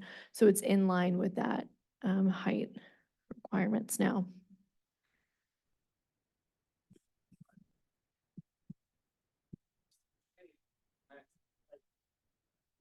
$34 feet from ground level, not from DFE or anything like that. That's- 34 feet, so we measure everything from that design flood elevation. Yeah. So So it needs to be lower then, that, because what we're suggesting is that Hmm. if you want to go back to existing, go with what's there now. You're going to have commercial buildings on the ground floor. They're going to be waterproof. So the maximum from ground to the top of the roof would be 34 feet. so We're not saying 34 feet plus above the 14 design feet. flood Yeah, elevation. exactly. And the measurement that I was telling you before with the elevator shaft, with Right. Mad Street Brewing, that's 31 above DFE, so it's, 39? Is that right? Yeah, a little over, 39 feet, from grade. But looking at the buildings down there now, I don't think you have any building with the roof line that where it meets That the pitch that exceeds. exceeds right now 30 feet, 31 feet. The elevator shaft is 31, so Well, forget about the from, elevator. from I'm talking design about flood the general elevation. buildings down there. Yeah. No, just to have like a reference, Possibly the peak of this could possibly- yeah. This is 31 feet above the DFE. Then this could be like right around 32, Exactly, 33. exactly. I mean, I've been Above- down there trying to measure it. Yeah. Yeah. That's what I'm It's saying. just hard because we don't have So, plans of a lot yeah, of these so to if- have the actual I just height. want to make sure we're all on the same page here for our group. We've talked about that the maximum height would be no more than 30 feet, 34 feet from the from the ground Ground. up to the pitch of the roof. Yes. So then what would happen is you would lose like 7 feet. So you're knocking it down. If we take it from grade to 34, you're going to end up here. So you do end up losing, you probably lose that because if you're at 31 feet from design flood elevation and you want to take it down, you don't get that back then.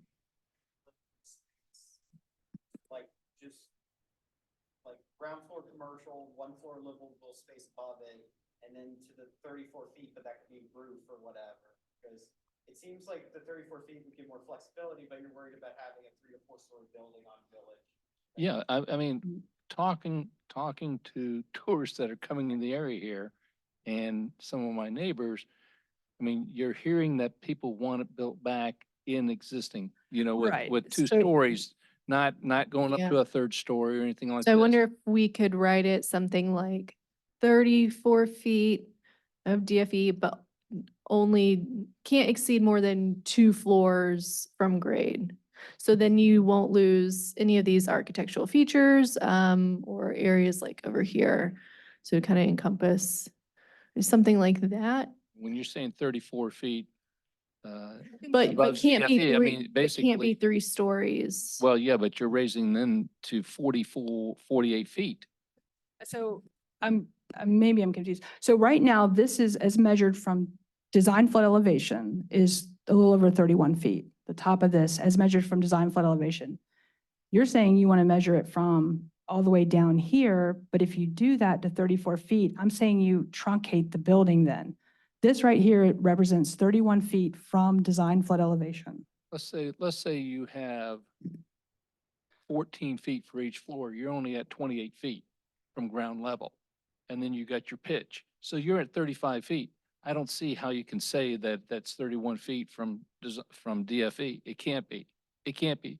The highest level you're between floors, when we're talking about 14 feet, then you're talking 28 feet. So you're And then- talking height versus elevation. So right now, this may be at an elevation of 6, right? So if that's at an elevation of 6, then your design flood elevation, yeah. So if your finished floor elevation right here where you're walking on the sidewalk is 6, BFE is 10 feet. So that's only 4 feet high. And then your DFE is at 14-foot elevation from your 6 feet. So then from the design flood elevation, which is only, if you look at, 7 feet above or from that to there. So I think that's where it's getting a little confusing is elevation versus height measurements. Exactly. So if you're already walking on the sidewalk and you're at an elevation of 6 feet and your design flood elevation is at 14, that's where that comes in. So then you're only looking at 8 feet, right? Before I'm at design flood elevation. Then from there, we measure the height. So we can get there. I just want to make sure we're talking the same thing. So even at 34 feet above design flood elevation, you're only a few more feet higher than the existing tower there. Does that make sense? Because I think you're thinking 0. So you're assuming this is 0, then we go up 14 feet, then we go up here, but this isn't 0. This is an elevation of 6. It is estimated, so. That makes sense. So what's the flood level there? Right. Base flood? So the base flood is 10 feet. So if you're on the sidewalk, the base flood elevation is going to be 4 feet on you. So it's going to be right here. So that's going Right. to be, I'm standing on that sidewalk. Right. Then design flood hits. Then you got 4 board feet above that. then you- Yeah, Yeah, yeah. no, I understand what you're saying. Yeah, we just want to make sure we're It getting just sounds the like you're right. making the building higher than Yeah. what's there. Literally what's there, technically, it would only, what we're proposing would be 3 feet higher. And you're probably. already Yeah. there if you look at the picture. Yeah, so looking at the sheet, you can kind of see, so it looks like the actual top of the roof is slightly about the same, maybe a little bit more. It's close to it. So it looks like it's is it 30? It looks 37, 33. Oh, I can't zoom up on that. I was thinking it was a touch screen. And, No. and I understand you will have the exception for the stairwell or for an elevator. I understand that. But I'm saying Yes. overall, to me, it would seem that you would want to go ahead and keep everything at about that same height.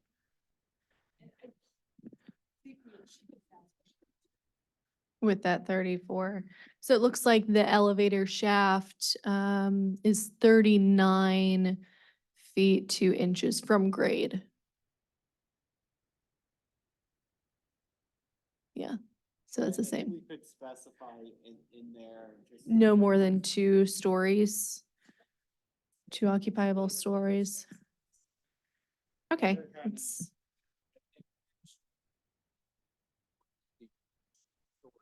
Something like that.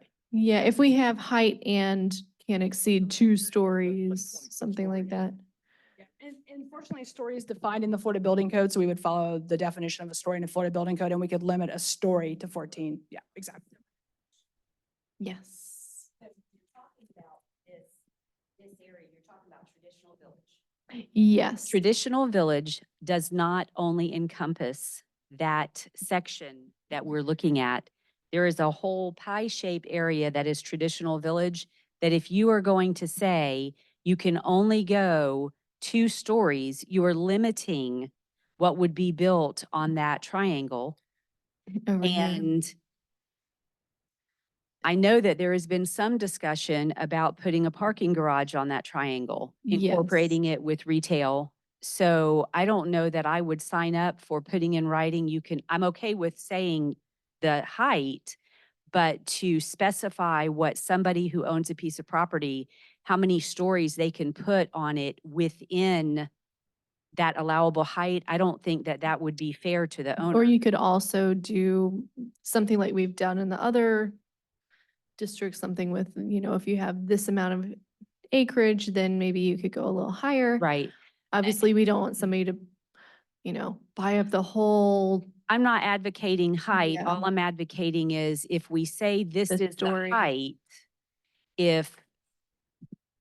I think that based off what we have and looking at the design flood elevation, and when you look at that from where the height is being measured from, I mean, the whole idea is to keep the village in the aesthetic of the village, but there is more to it than just that one retail section that you walk on. That's So- all I'm thinking. So I have idea. How about on, like, we either tie it to lot size where, let's say you have at least half an acre, which I'll have to measure the triangle, but it should be close to that, can get to the 34 feet above DFE. And if you have less than half an acre, you're restricted to the 2 floors of usable commercial air-conditioned space. Or you could do ground floor commercial with condo or temporary lodging above it, but only just like 2 floors. 45 units per acre, which is a reduction from the previous, like 1 rental unit, yeah, but, compared to we did actually reduce when the land use was done, we did reduce the density from 60 to 45, because this area is primarily commercial, and we want to incentivize keeping the ground floor commercial and that kind of like village type area. So we were very specific in the way we set it up to do that. and in the zoning right now, you have to have ground floor commercial. We would keep something like that, just so you don't kill that commercial Main Street type area. I think we want to keep that commercial Main Street area and make this feel like a village, go back to what villages really are. You have ground level shop. Right now, we have second level shops. And if you have 34 feet, let a guy live above it if they wanted to, or have a unit above that. I don't think that hurts anybody at the 34 foot. What does hurt, I think, is why would you put a 10-foot side setback in buildings that are on 30-foot lots Mhm. next to each other? It doesn't make any sense. Yeah, I think there and should be no that's side roughly what's there. setbacks on that from a functional perspective and aesthetics perspective, looking down that street. I don't think side Yeah. setback should be part of that. Great. Okay, any other thing, or should we go to the next? Yes. Oh, so we'll have to.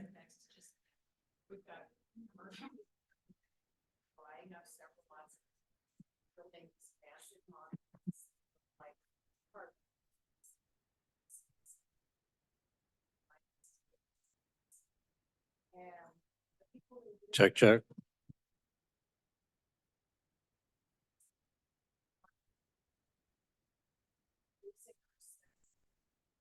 By allowing, I don't need that.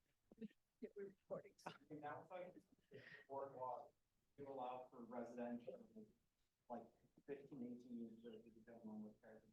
If someone, if they want to build a single family home down, they're allowed to do that. Most of the districts, they're allowed to build a condo, they can build a mixed use condo building.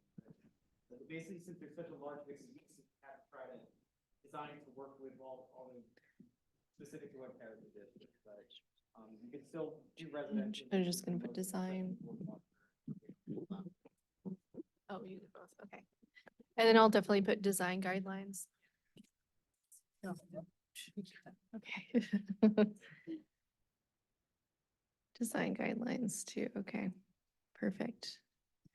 Okay, did we have one other? Yes. Last but not least, we had the same concern about the side setback. It doesn't make any sense. Okay, yeah, Other than that, it's fine.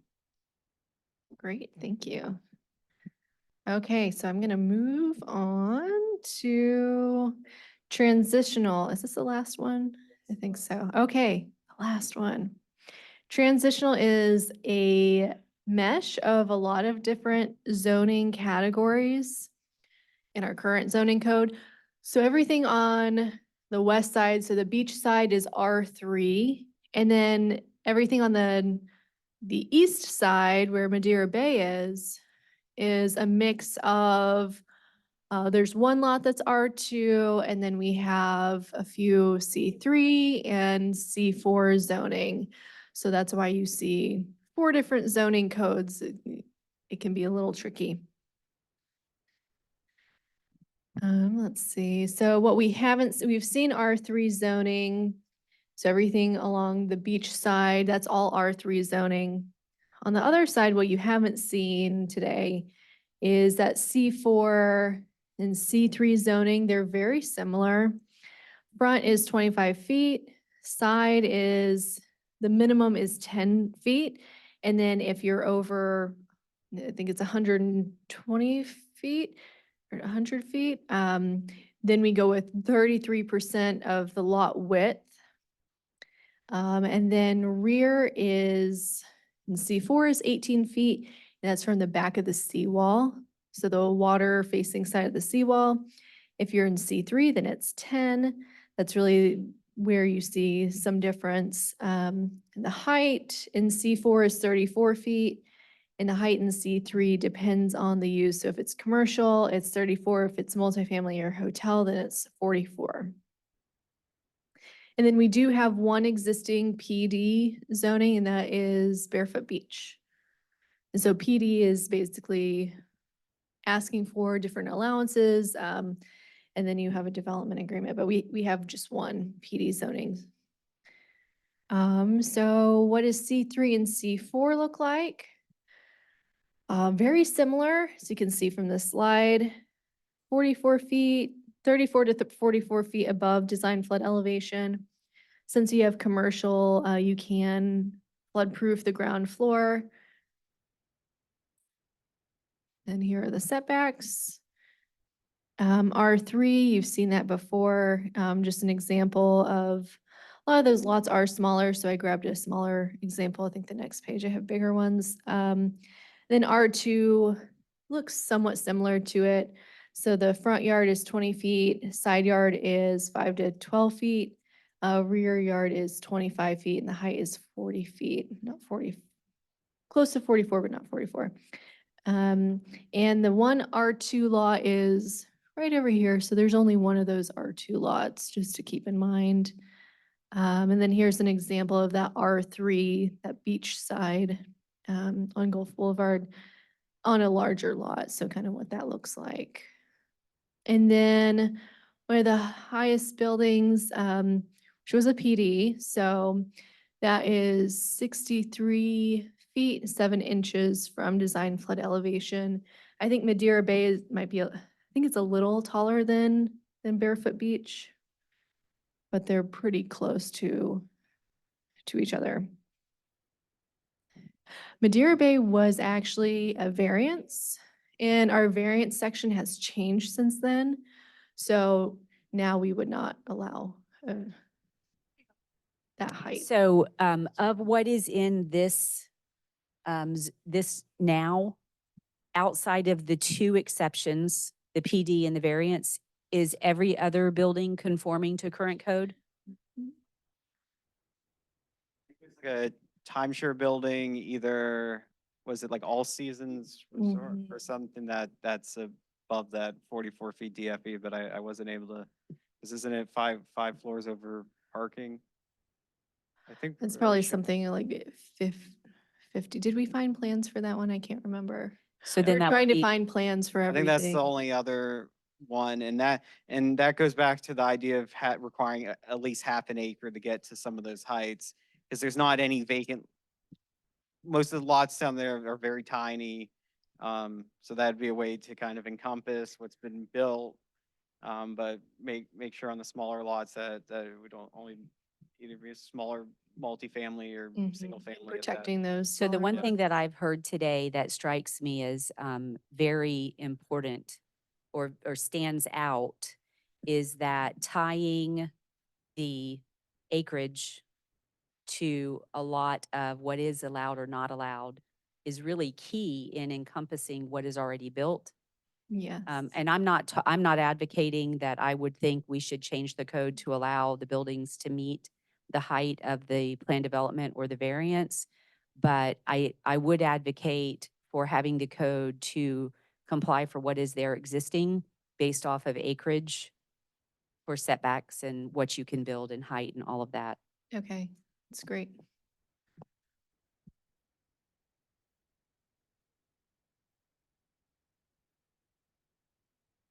And so in this transitional district, the idea was to really, you have John's Pass Resort and you have the village, and then going back down to what's allowed now. That was the idea of this transitional district. That's why it's called that, to go back down. And obviously, we have some of the highest buildings in this, so yeah, staff definitely agrees of not making very tall buildings.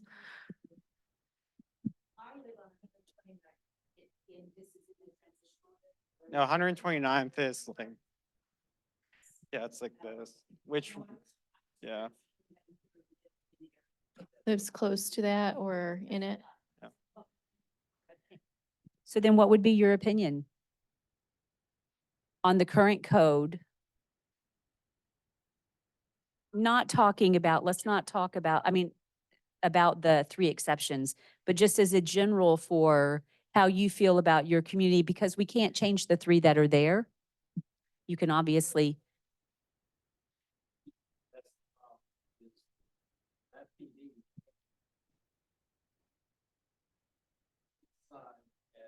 Condo. And when they were gonna build that, I'm gonna give you some history. When they were gonna build that, they had moved the building. Barefoot.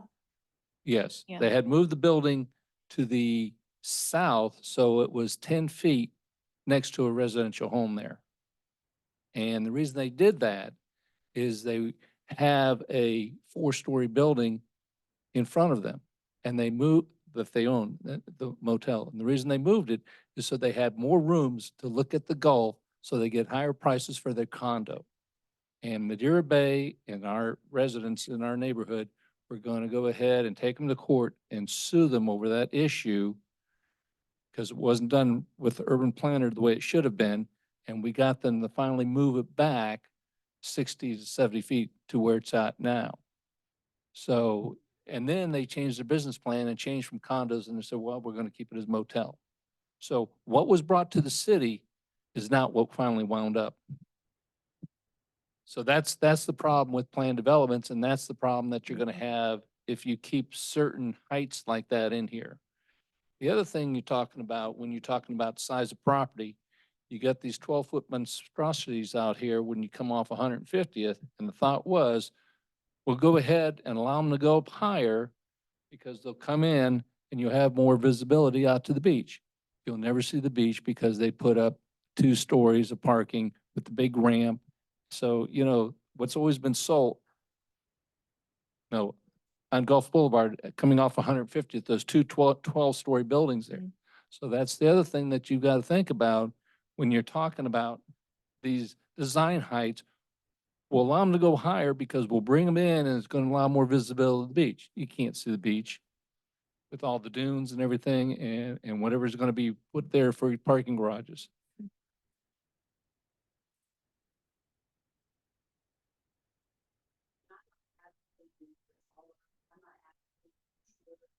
I have consistently, before I was ever on the planning commission, I have consistently advocated for, look, the aesthetic of the building.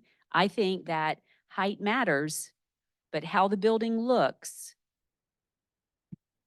should be a much greater concern, which is what we have incorporated into the activity center design standards so that you keep the look.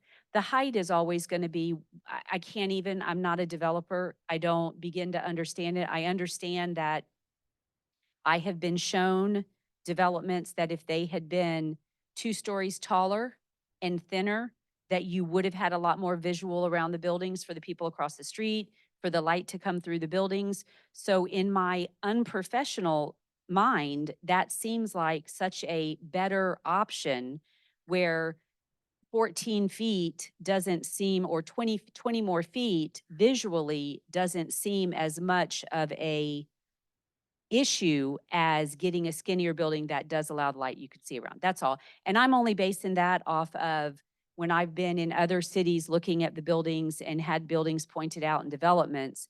But I, for one, am much more keen on the exterior of the building. You also have to think about that this is a residential area.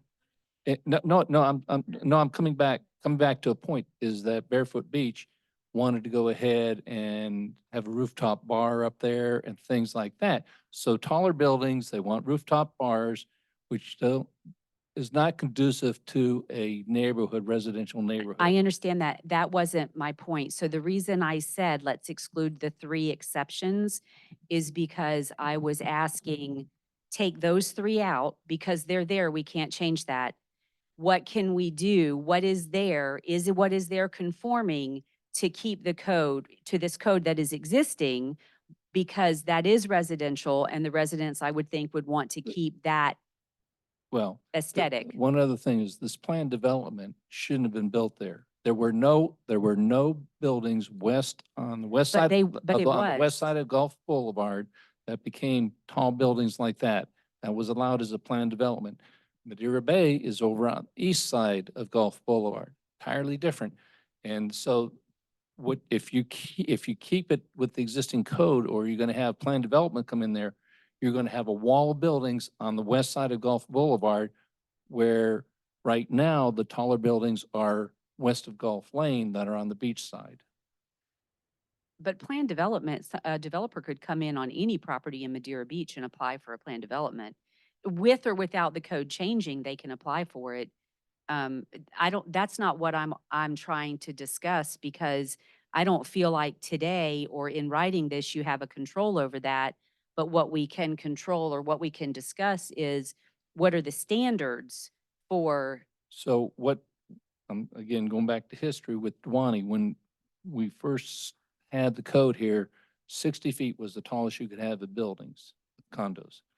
Then they lowered the height down, and I'm talking from ground level up, to 60 feet.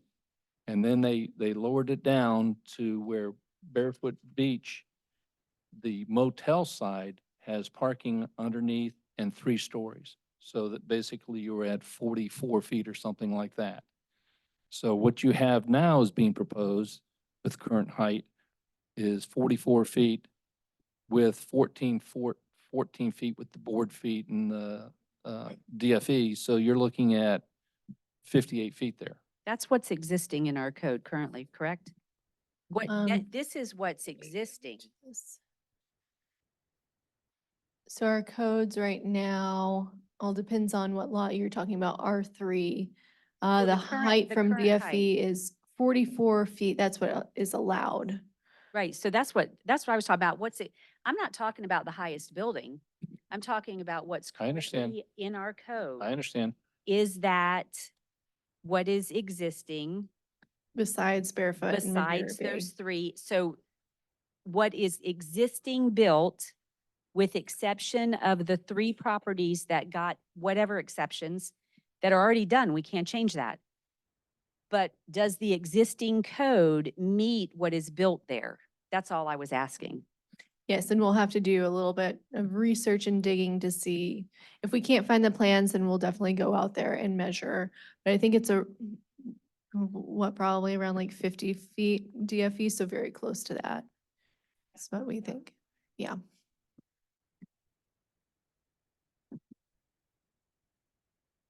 Anything? Oh, yes. Does a PD override city code? PD is like almost like another zoning district. Authority of Salvador itself, it doesn't have to comply with. It has to comply with the land use. So like we were talking about before, we have three different things. So we have the county's land use, we have land use here, that's with our comprehensive plan, and then we have the zoning. So it's basically like a rezone to PD.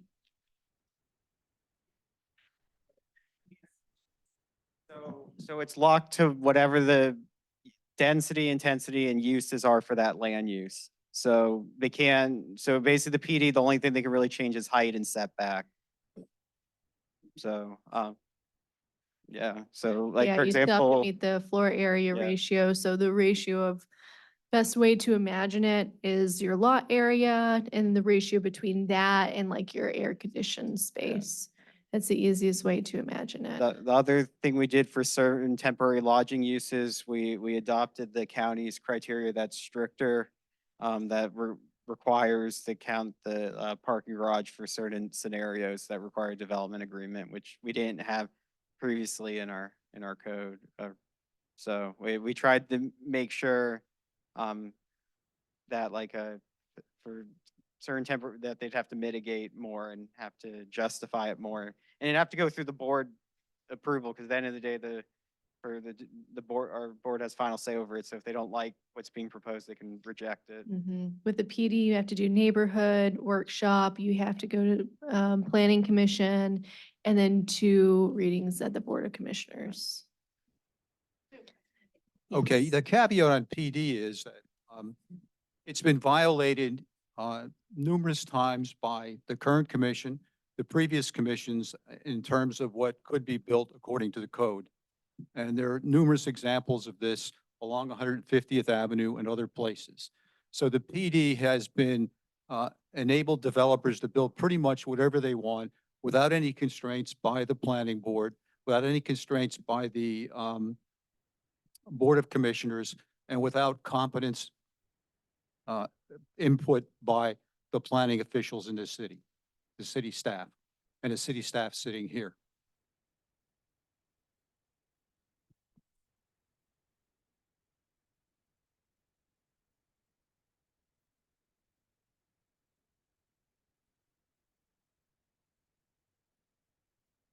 So today we're not really discussing PDs, we're really discussing on the zoning in these areas. No, but I do think we should talk about reality and not some hypothetical imagined ideas. Exactly my point. Okay. Let's go back to transitional period. on the- Yeah, Let's just go back to the point, because to keep We're it on talking about topic, and we're already you clearly almost got an an hour opinion. over. Yeah. Yeah. Okay, all right. Yes, thank you, everybody, for attending. I think this was great. We got a lot of great feedback.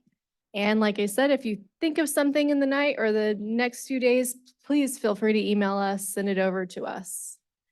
And leave your worksheets behind, please.